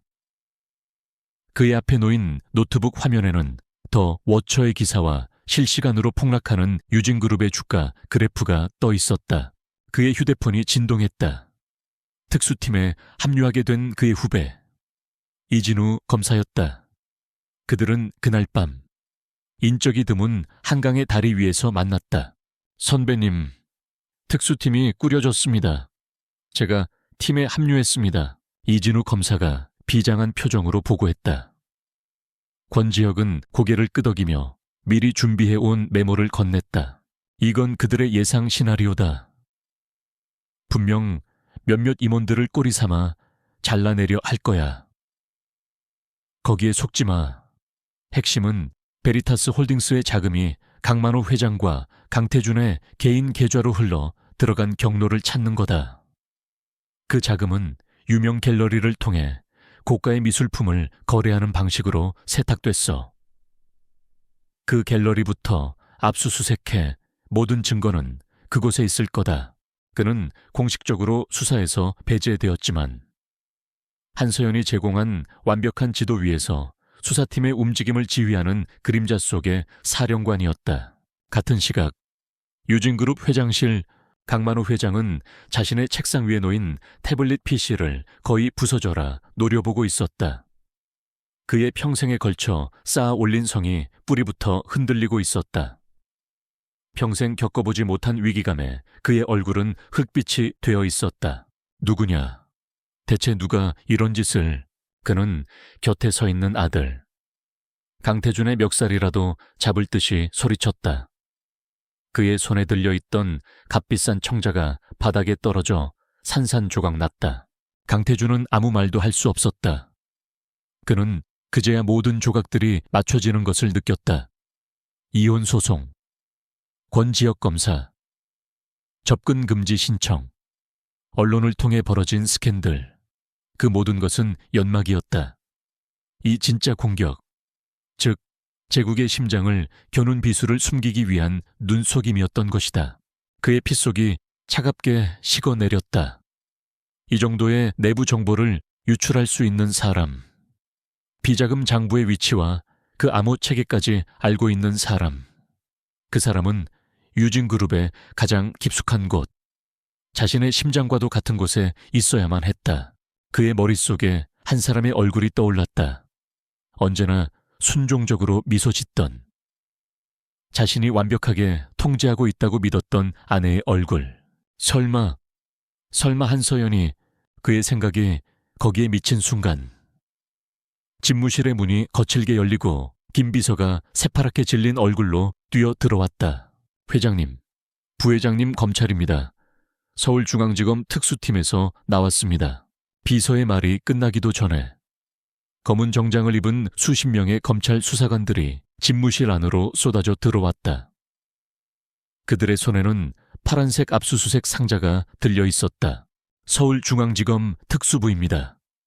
특정경제범죄 가중처벌법상 횡령 및 배임, 자본시장법 위반 혐의로 압수수색 영장을 집행하겠습니다. 선두에 선 검사가 얼음장 같은 목소리로 외치며 강태준과 강만호 회장 부자에게 영장을 제시했다. 수많은 카메라 플래시가 터지고 직원들의 비명소리가 로비에서부터 들려왔다. 유진그룹이라는 거대한 철옹성의 성문이 마침내 무너져 내리고 있었다. 그리고 그 무너진 성문 너머로 본격적인 사냥이 시작되고 있었다. 서울중앙지검 특수팀의 압수수색은 유진그룹이라는 거대한 제국에 가해진 첫 번째 균열이었다. 수십 명의 수사관들은 며칠에 걸쳐 본사 서버와 회계 자료, 그리고 강씨 부자의 집무실을 샅샅이 뒤졌다. 파란색 상자에 담겨나가는 서류와 하드디스크들은 마치 제국에서 흘러나오는 피처럼 보였다. 사옥 전체는 공포와 불신으로 가득 찼다. 직원들은 서로를 의심의 눈초리로 쳐다보았고 언제 자신의 책상으로 수사관이 들이닥칠지 모른다는 불안감에 떨었다. 강태준과 강만호 회장은 그룹 최고의 변호인단을 꾸려 방어에 나섰지만 그들의 권위는 이미 땅에 떨어져 있었다. 평소에는 눈도 마주치지 못하던 임원들조차 그들을 동정하거나 혹은 경멸하는 시선으로 바라보기 시작했다. 성벽에 첫 균열이 생기자 그 틈을 비집고 나오려는 쥐들의 움직임이 시작되었다. 압수수색이 있고 며칠 후 유진그룹의 부회장단 중 3명이 강남의 한정식집 밀실에 모였다. 그들은 수십 년간 유진그룹에 몸담으며 강만호 회장과 함께 회사를 키워온 창업공신 세력이었다. 그들은 회사에 대한 충성심은 있었지만 강씨 일가, 특히 오만하고 독선적인 강태준의 경영 방식에는 오래전부터 불만을 품고 있었다. 이러다 다 같이 죽게 생겼어. 입을 연 것은 최연장자인 윤기석 부회장이었다. 그의 얼굴에는 깊은 수심이 어려 있었다. 강 회장님은 늙었고 강태준 그놈은 이 위기를 수습할 그릇이 못 돼. 자기 분노 하나 조절 못해서 이혼 소송을 이 지경으로 만들고 결국 그룹 전체를 검찰의 칼날 위에 올려놓지 않았나. 꼬리 자르기가 시작될 겁니다. 다른 부회장이 맞장구를 쳤다. 분명 우리 중 누군가에게 비자금의 책임을 뒤집어 씌우고 빠져나가려 하겠지요. 수십 년 충성한 대가가 고작 감옥행일 수는 없지 않습니까? 그들의 대화에는 배신감과 위기감이 교차했다. 그들은 강씨 일가라는 침몰하는 배에서 뛰어내려 회사라도 살려야 한다는 데에 암묵적으로 동의했다. 그들은 자신들의 생존과 회사의 미래를 위한 플랜 B를 가동하기로 결심했다. 그날 밤 최민희 변호사는 발신자 표시 제한으로 걸려온 한 통의 전화를 받았다. 변조된 목소리의 남자는 자신을 유진의 미래를 걱정하는 임원들의 모임의 대리인이라고 소개했다. 우리는 강씨 일가의 범죄에는 직접적으로 연루되지 않았어. 하지만 회사를 살리기 위해 협조할 용의가 있어. 조건이 무엇입죠? 최민희는 차분하게 물었다. 우리가 비자금 서버의 위치와 접근 암호를 넘겨주겠어. 검찰이 몇 달을 허비해도 찾지 못할 정보지. 그 대가로. 강씨 일가의 개인 비리에 협조한 임원들에 대한 선처를 약속해 주시오. 최민희의 입가에 옅은 미소가 번졌다. 제안은 잘 들었습니다. 당신들의 성의를 먼저 보여주시죠. 며칠 후 익명의 이메일 한 통이 최민희 변호사에게 도착했다. 그 안에는 유진그룹이 국내외 데이터를 백업해두는 비밀 서버 센터의 위치가 정확히 명시되어 있었다. 검찰은 즉시 해당 장소를 급습했고 그곳에서 스모킹 건이 될 만한 결정적인 회계 자료들을 확보했다.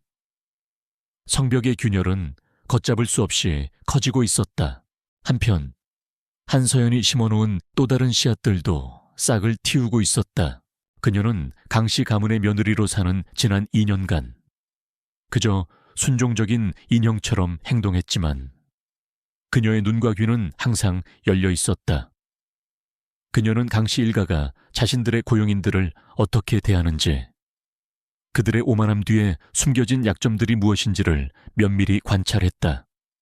그리고 그녀는 계산된 친절을 베풀었다. 어머니의 수술비 때문에 밤새 눈물 짓던 젊은 가사 도우미에게는 익명의 기부자인 척 수술비를 지원해 주었고 아들의 대학 등록금 때문에 고민하던 늙은 정원색에는 장학재단을 연결해 주었다.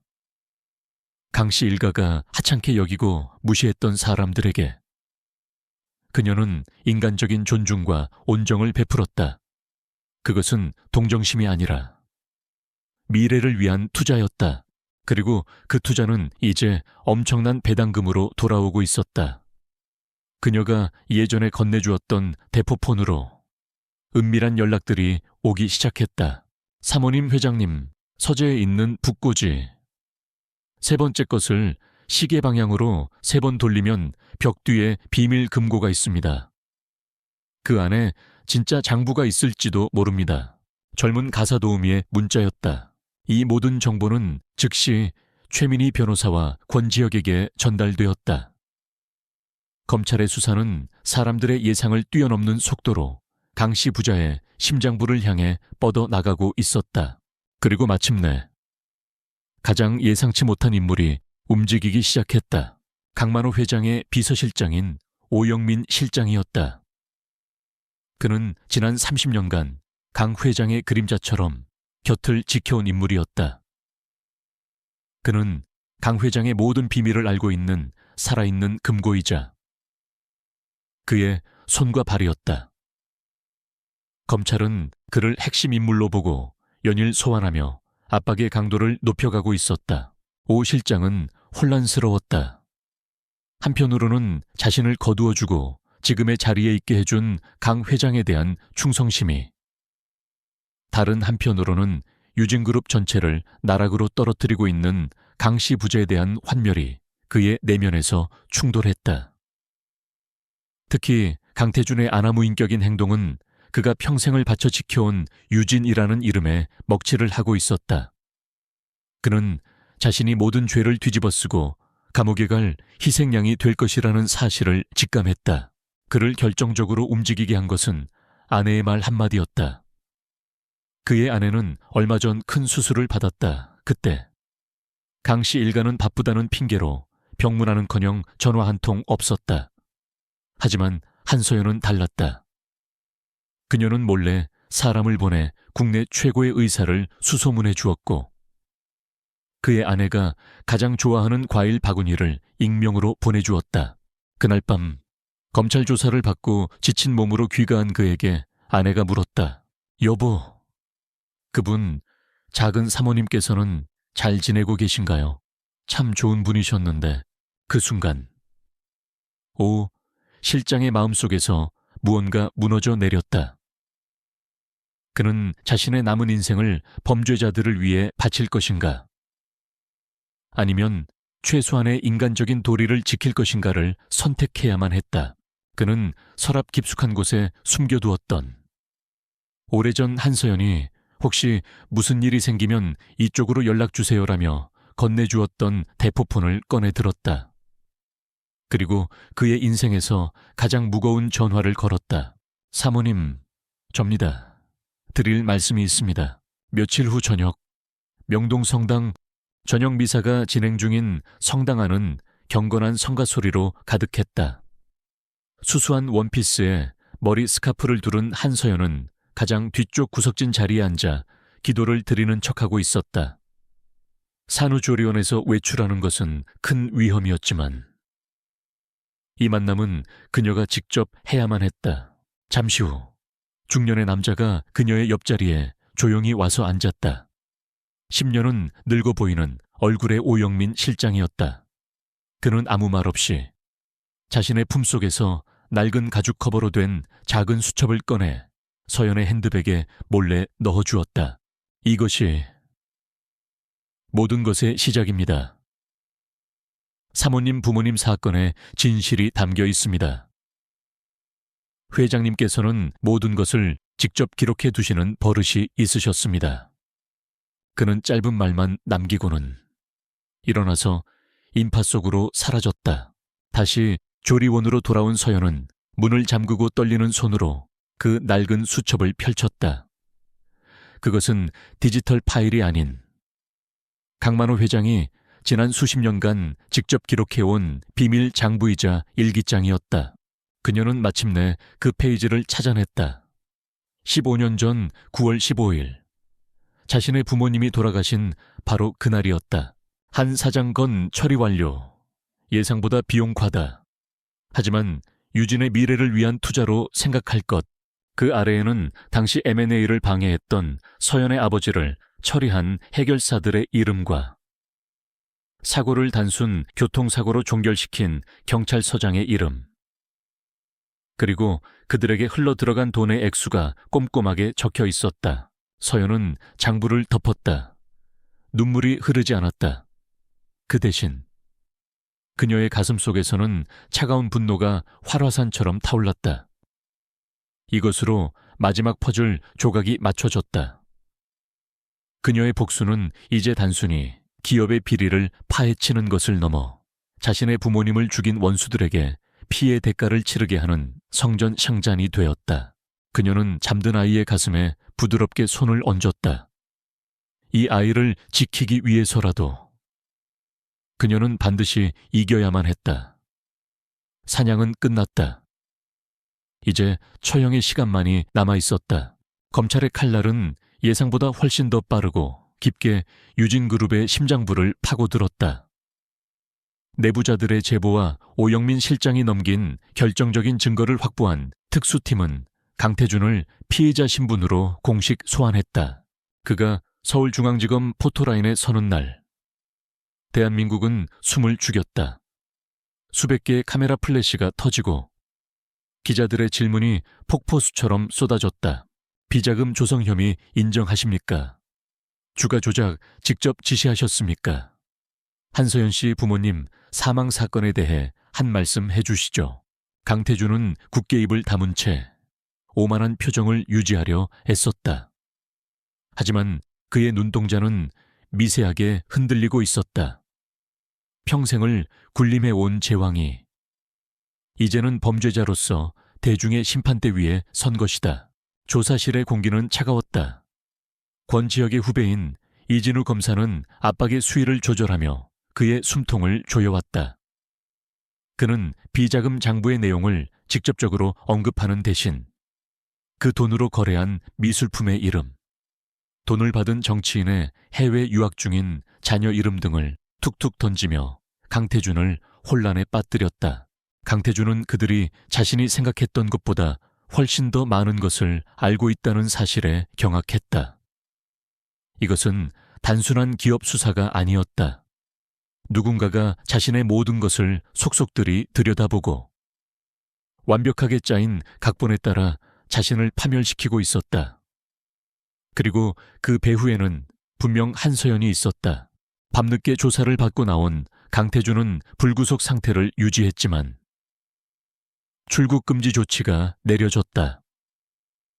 그의 변호인단은 상황이 매우 좋지 않습니다. 검찰이 우리가 모르는 무언가를 더 쥐고 있는 것 같습니다. 최악의 경우 강만호 회장님까지 위험해질 수 있습니다. 라고 비관적인 보고를 올렸다.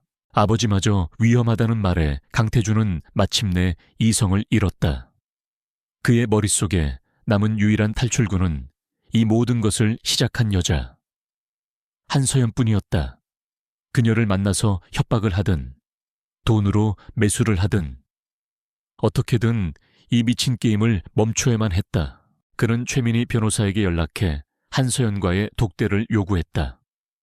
처음에는 단호하게 거절하던 최 변호사는 강태준이 만나주지 않으면 증거가 있든 없든 권지혁 검사와의 관계를 언론에 터뜨려 모두 함께 진흙탕에 구르게 만들겠다고 최후통첩을 하자 마지못해 동의하는 척했다. 최민희 변호사는 즉시 서연에게 이 사실을 알렸다. 위험합니다. 그자는 지금 궁지에 몰린 쥐입니다. 무슨 짓을 할지 모릅니다. 하지만 서연의 생각은 달랐다. 그녀의 목소리는 얼음장처럼 차가웠다. 아니요, 변호사님, 이건 기회예요. 그가 스스로 덫 안으로 걸어 들어오겠다는 신호입니다. 궁지에 몰린 쥐는 이성을 잃고 실수를 저지르기 마련이죠. 그녀는 완벽한 덫을 설계하기 시작했다. 만남의 시간과 장소는 자신이 정했다. 윤기석 부회장의 도움을 받아 최근에 문을 연 한 호텔의 펜트하우스를 빌렸다. 그곳은 아직 VIP 고객 외에는 출입이 거의 없어 보안이 완벽했고 내부는 최민희 변호사가 고용한 보안 전문가들에 의해 하룻밤 사이에 최첨단 녹음 및 녹화 장비로 도배되었다. 눈에 보이는 모든 것들, 시계, 액자, 화병, 심지어 샹들리에의 작은 크리스탈 장식까지도 괴물의 마지막 발악을 기록할 눈과 귀가 되었다. 약속 당일, 강태준은 펜트하우스에 들어섰다. 그는 눈물을 흘리며 용서를 빌거나 최소한 공포에 질려 있을 한서연의 모습을 상상했다. 하지만 그의 눈앞에 있는 여자는 그의 예상을 완전히 벗어났다. 한서연은 도시의 정형이 내려다 보이는 거대한 통유리창 앞에 우아하게 앉아 있었다.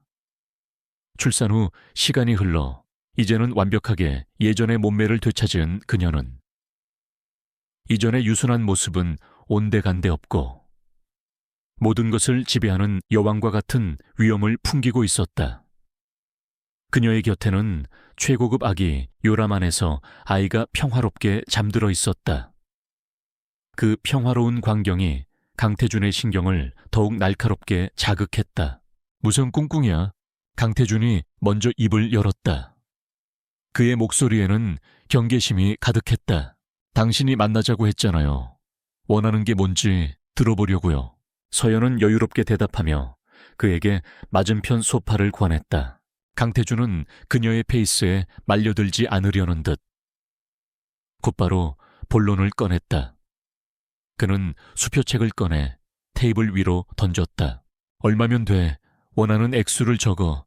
이 지긋지긋한 노름. 여기서 끝내자. 그 돈이면 너와 네 아들 평생 아무 걱정 없이 살 수 있을 거야. 서연은 수표책을 쳐다보지도 않았다. 그녀는 핏이 굳었다. 돈 당신은 아직도 내가 이런 짓을 하는 이유가 고작 돈 때문이라고 생각하는군요. 그녀의 경멸 어린 웃음은 강태준의 자존심을 건드렸다. 그럼 뭔데 복수내깎게 감히 나한테 복수를 해. 복수라기보다는 정의 구현이라고 해두죠. 당신 같은 사람들은 절대 이해하지 못할 개념이겠지만 서연은 자리에서 일어나 천천히 그에게 다가갔다. 그녀의 눈빛은 이제 동정심마저 거둔 냉혹한 심판자의 눈빛이었다. 강태준 씨, 당신은 너무 많은 걸 가졌고 그걸 지키기 위해 너무 많은 죄를 지었어요. 당신 아버님도 마찬가지고 이제 그 대가를 치를 시간일 뿐이에요. 그녀의 평온한 태도에 강태준의 분노가 폭발했다. 그는 자리에서 벌떡 일어나 그녀의 팔을 거칠게 움켜쥐려 했다. 네가 뭘 안다고 짓거려. 우리가 여기까지 어떻게 왔는지 알아. 네 부모처럼. 길을 막는 방해물들은 그냥 치워버리면 그만이었어. 그게 세상의 이치라고. 바로 그 말이었다. 서연이 기다리던 그 말. 그녀의 눈이 번뜩였다. 치웠다고요. 우리 부모님을 마치 길가의 돌멩이처럼. 그래, 시끄럽게 굴었으니까. 주제도 모르고 유진의 앞길을 막았으니까. 그럼 그 일을 처리한 사람, 혹시 별명이 두꺼비였던 사람도 있었나요? 서연은 오영민 실장이 넘겨준 장부에 적혀있던 해결사의 별명을 아무렇지 않게 내뱉었다. 순간 강태준의 얼굴이 하얗게 굳었다. 두꺼비, 그 이름은 강만호 회장과 자신, 그리고 오영민 실장 외에는 아무도 모르는 이름이었다. 그녀가 어떻게 그의 머릿속에서 모든 것이 무너져 내렸다. 그녀가 모든 것을 알고 있었다. 장부. 그 비밀 장부가 그녀의 손에 들어간 것이 틀림없었다. 내가 어떻게. 이성을 잃은 그는 서연의 멱살이라도 잡을 듯이 달려들었다. 그의 얼굴은 공포와 분노로 흉측하게 일그러져 있었다. 그래, 맞아. 내가 시켰다. 그 늙은이들. 내가 사람 시켜서 처리했어. 그 교통사고. 내가 만든 거야. 왜 이제 와서 어쩔 건데. 그는 거의 절규하듯 소리쳤다. 그의 광기는 멈추지 않았다. 네오도 마찬가지야. 한서연, 여기서 멈추지 않으면 너도 네 부모 곁으로 똑같이 보내주마. 내 아들놈도 무사하지 못할 거야. 그가 아이가 잠든 요람 쪽으로 한 발짝 다가서는 순간 서연의 눈빛이 칼날처럼 변했다. 여기까지. 그녀의 목소리는 낮았지만 그 안에는 강태준의 모든 움직임을 얼어붙게 만드는 힘이 있었다. 강태준은 그제야 자신이 무슨 말을 내뱉었는지 깨달았다. 하지만 이미 늦었다. 그는 자신의 위협이 그녀에게 통했다고 착각하며 마지막으로 경고를 날렸다. 내일 아침까지 검찰에 가서 모든 고소를 취하고 잠적해. 그렇지 않으면 내가 무슨 짓을 할지 기대해도 좋을 거야. 그는 승리감에 도취된 채, 혹은 그렇게 믿고 싶은 채 펜트하우스를 떠났다. 문이 닫히고 방 안에는 잠시 정적이 흘렀다. 서연은 잠시 휘청였지만 곧바로 몸을 바로 세웠다. 옆방의 문이 열리고 최민희 변호사와 보안 전문가가 들어왔다. 전문가는 서연을 향해 조용히 엄지손가락을 치켜 세웠다. 모든 게 완벽하게 녹음되었습니다. 화질, 음질 모두 법정 증거로 쓰기에 차고 넘칩니다. 최민희 변호사가 태블릿 PC를 들어 서연에게 보여주었다. 화면 속에는 방금 전 강태준이 자신의 모든 죄를 자백하고 서연과 아이를 협박하는 장면이 여러 각도에서 생생하게 재생되고 있었다. 완벽한 덫이 닫혔다. 괴물은 자신의 입으로 직접 자신의 죄를 구하며 스스로의 무덤을 팠다. 심판의 날은 유진그룹 임시 주주총회가 열리는 날. 장막을 올렸다. 회의장인 본사 대강당의 공기는 살얼음판처럼 팽팽했다. 기관 투자자들과 윤기석 부회장을 필두로 한 경영진 연합이 소집한 이 회의의 유일한 안건은 강씨 일가의 경영권 박탈이었다. 강만호 회장과 강태준은 수십 명의 변호인단을 대동하고 회의장에 들어섰다. 그들은 끝까지 자신들의 제국을 지키기 위해 싸울 생각이었다. 강태준은 연단에 서서 특유의 오만한 목소리로 자신들의 결백을 주장하며 이번 사태가 경영권을 찬탈하려는 일부 세력의 음모라고 목소리를 높였다. 바로 그 순간이었다. 회의장 곳곳에서 기자들의 휴대폰이 일제히 울리기 시작했다. 속보 알림이었다. 웅성거림이 파도처럼 번져나갔다. 강태준의 연설을 중계하던 대형 스크린의 화면이 갑자기 긴급 뉴스로 전환되었다. 속보, 강태준 유진그룹 부회장. 살인교사 및 협박 자백 영상 정역 공개.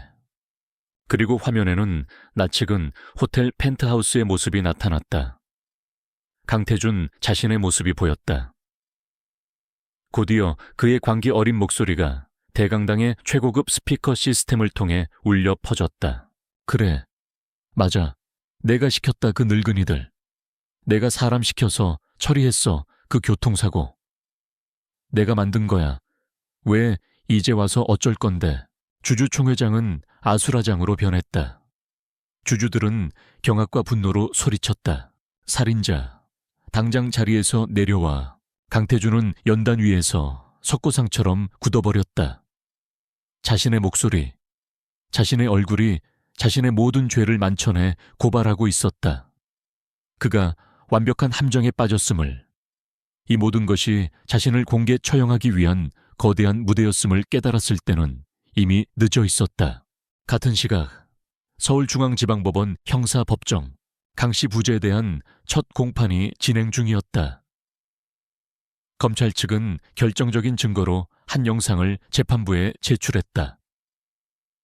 법정의 모니터들에도 강태준의 자백 영상이 재생되었다. 피고인석에 앉아있던 강만호 회장은 아들의 목소리로 자신들의 제국이 무너져 내리는 소리를 들어야만 했다. 그가 평생을 바쳐 쌓아 올린 모든 것이 아들의 어리석은 오만함 때문에 한순간에 잿더미가 되는 순간이었다. 이역. 강만호 회장은 가슴을 움켜쥐며 의자 아래로 쓰러졌다. 법정은 순식간에 소란에 휩싸였고 응급구조대원들이 들것을 들고 뛰어들어왔다. 한 시대를 풍미했던 재계의 거목은 그렇게 허무하게 무너져 내렸다. 법정 밖에서는 또 다른 폭탄이 터지고 있었다. 수많은 취재진에 둘러싸인 최민희 변호사가 단호한 표정으로 서류 한 장을 들어보였다. 그동안 제 의뢰인인 한서연 씨와 그 아들을 향해 쏟아졌던 모든 근거 없는 의혹에 종지부를 찍고자 합니다. 이것은 법원이 명령한 공식적인 유전자 검사 결과 보고서입니다. 카메라 플래시가 쉴 새 없이 터졌다. 최민희 변호사는 서류의 한 부분을 손가락으로 가리키며 또렷하게 말했다. 검사 결과 강태준 씨는 99%의 확률로 아이의 친부임이 확인되었습니다. 이 발표는 강태준에게 내려진 사형 선고나 다름없었다. 그것은 그의 마지막 남은 인간성마저 파괴하는 결정타였다. 자신의 아이를 부정하고 아이의 어머니를 부정한 여자로 매도하려 했던 그의 모든 시도는 결국 자신의 추악한 위선을 증명하는 것으로 끝이 났다. 가문의 혈통과 순수성을 그토록 중시했던 강씨 일가의 역사는 가장 더러운 위선으로 얼룩지며 막을 내렸다. 주주총회장에서는 모든 것이 속전속결로 진행되었다. 강만호 회장과 강태준 부회장에 대한 해임안은 98%라는 압도적인 찬성으로 가결되었다. 유진그룹은 50여 년 만에 처음으로 창업주 일가의 손을 떠나 전문 경영인 체제로 전환될 것을 결의했다. 강태준은 넋이 나간 사람처럼 자신의 해임이 결정되는 과정을 지켜보았다. 그가 경멸하고 무시했던 모든 이들이 자신을 심판하고 있었다. 그가 회의장을 비틀거리며 걸어 나오자 복도에서 기다리고 있던 것은 이진우 검사와 수사관들이었다. 강태준 씨, 이진우 검사가 차가운 목소리로 말했다. 그의 손에는 방금 발부된 따끈따끈한 구속영장이 들려 있었다. 살인교사, 특정경제범죄 가중처벌 법상 횡령 및 배임, 자본시장법 위반, 협박 혐의로 당신을 긴급 체포합니다. 당신은 변호사를 선임할 수 있으며 수사관들이 그의 양팔을 붙잡고 차가운 수갑을 채웠다. 철컥하는 금속성 파열음은 그의 시대가 끝났음을 알리는 소리였다. 그는 아무런 저항도 하지 못했다. 그의 눈에서는 오만함도 분노도 사라지고 모든 것을 잃어버린 자의 공허함만이 남아있었다. 한서연은 마침내 퇴원하여 머물고 있는 새로운 안개에서 이 모든 광경을 TV로 지켜보고 있었다. 화면 속에서는 수갑을 찬 채 검찰청으로 끌려가는 강태준의 초라한 모습이 반복해서 나오고 있었다. 그녀의 품에는 아기가 새근새근 잠들어 있었다. 그녀는 아기를 부드럽게 안아들고 작은 이마에 입을 맞추었다. 그녀의 얼굴에는 승리의 기쁨이나 복수의 희열은 없었다. 그 대신 길고 어두웠던 전쟁을 마친 병사의 깊은 피로감과 안도감이 서려 있었다. 그녀는 창가로 다가가 바깥을 내다보았다. 화려한 강남의 야경이 아닌 평범한 주택가에 소박한 불빛들이 보였다. 길고 길었던 밤이 끝나고 있었다. 다 끝났어, 아가. 그녀는 잠든 아들에게 속삭였다. 이제 우린 안전해. 그녀의 눈에서 마침내 뜨거운 눈물 한 방울이 흘러내려 아기의 뺨 위로 떨어졌다. 그것은 복수의 끝을 알리는 눈물이자 새로운 시작을 약속하는 희망의 눈물이었다. 폭풍이 지나가고 1년이라는 시간이 흘렀다. 계절이 4번 바뀌는 동안 세상은 많은 것을 잊고 또 많은 것에 익숙해졌다. 서울의 한적한 동네. 따스한 햇살이 들어오는 작은 아파트 거실에서 조촐한 돌잔치가 열리고 있었다. 주인공은 이제 막 첫걸음을 떼기 시작한 한 아이. 강민준이었다. 아이의 성은 강씨를 그대로 따랐다. 그것은 아이의 뿌리를 부정하지 않겠다는 서연의 결심이자 아이는 아비의 죄와는 무관한 독립된 인격체라는 세상에 대한 선언이었다. 민준아, 이쪽으로 와야지. 한서연은 아이를 향해 두 팔을 벌렸다. 그녀의 얼굴에서는 지난날의 차가운 복수심은 찾아볼 수 없었다. 오직 아이를 향한 따뜻하고 부드러운 사랑만이 가득했다. 아이는 깨르르 웃으며 아슬아슬하게 몇 걸음을 떼다 엄마의 품에 포감겼다. 그 평범하고도 소중한 일상이 서연이 그토록 처절하게 싸워서 얻어낸 전리품이었다. 지난 1년간 많은 것들이 변했다. 유진 게이트의 주범인 강태준은 살인교사, 수조 원대 횡령 및 배임, 주가 조작 등 모든 혐의가 유죄로 인정되어 무기징역을 선고받고 차가운 감옥에서 자신의 죄를 평생 곱씹게 되었다. 그의 아버지 강만호 회장은 첫 공판에서 쓰러진 이후 끝내 의식을 회복하지 못하고 수감 중이던 병원에서 심장마비로 쓸쓸하게 생을 마감했다. 한 시대를 풍미했던 재벌 제국은 그렇게 허무하게 역사의 뒤양일로 사라졌다. 유진그룹은 윤기석 부회장과 내부 임원들이 주축이 된 전문 경영인 체제 아래 강도 높은 구조조정을 거쳤다. 비자금의 온상이었던 수많은 유령 회사와 부실 계열사들이 정리되었고, 규모는 작아졌지만 훨씬 더 투명하고 건강한 기업으로 재탄생하기 위해 안간힘을 쓰고 있었다. 서연의 목표는 그룹의 파멸이 아니라 그 안의 암덩어리를 도려내는 것이었기에 그녀는 수만 명의 선량한 직원들이 일자리를 잃지 않은 것에 조용히 안도했다. 서연 또한 새로운 삶을 시작했다. 그녀는 이혼 소송을 통해 받게 된 수천억 원의 위자료와 재산 분할금 전액을 사회에 환원했다. 그녀는 자신의 이름을 딴 한서연 정의와 희망재단을 설립했다. 재단은 유진그룹과 같은 거대 기업의 범죄로 인해 고통받은 피해자들을 돕고 그들의 법적 투쟁을 지원하는 일을 했다. 그녀의 부모님과 권지혁의 아버지가 겪었던 비극이 다시는 이 땅에 반복되지 않도록 하는 것. 그것이 그녀가 찾은 새로운 삶의 이유였다. 초인종이 울렸다. 서연이 문을 열자 익숙한 얼굴이 따뜻한 미소와 함께 서 있었다. 정장이 아닌 부드러운 니트 차림의 권지혁이었다. 그의 손에는 아이를 위한 작은 선물 상자와 그녀를 위한 수수한 꽃다발이 들려 있었다. 늦어서 미안합니다. 재단 일이 좀 많아서요. 아니에요. 와주셔서 감사해요. 두 사람 사이에는 더 이상 비밀 동맹의 긴장감은 없었다. 그 자리에는 함께 사선을 넘어온 전우회와 그보다 더 깊고 따뜻한 신뢰와 연대가 자리 잡고 있었다. 권지혁은 유진 게이트를 해결한 영웅으로 추앙받으며 검찰의 스타로 떠올랐지만 얼마 지나지 않아 스스로 검사복을 벗었다. 그는 조직의 논리와 정치적 압력 속에서 진정한 정의를 실현하는 데 한계를 느꼈다. 그리고 그는 새로운 길을 선택했다. 바로 서연이 설립한 재단의 법률팀장으로서 가장 낮은 곳에서 고통받는 이들을 위해 자신의 칼을 쓰는 것이었다. 생길 그가 한다, 민준아. 지혁은 자연스럽게 아이를 안아들었다.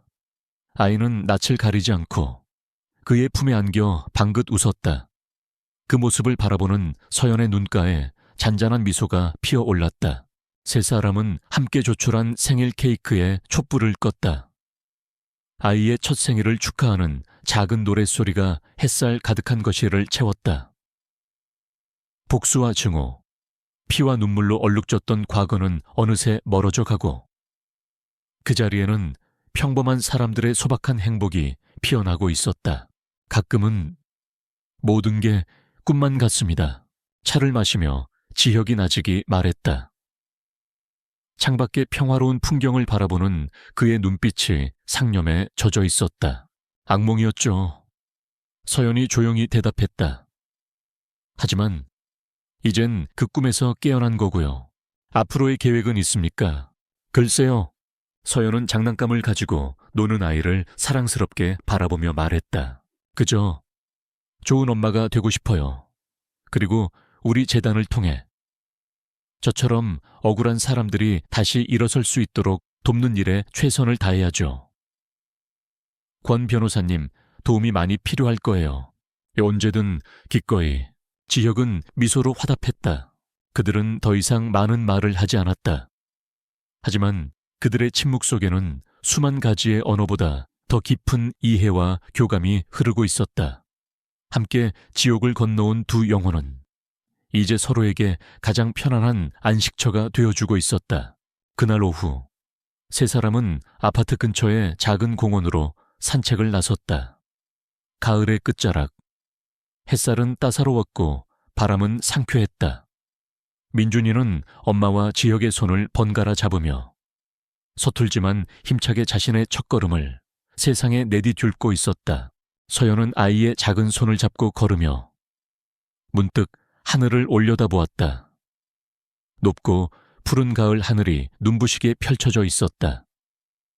긴 어둠의 터널을 지나 마주한 빛이었다. 복수는 끝났다. 정의는 실현되었고 악인들은 대가를 치렀다.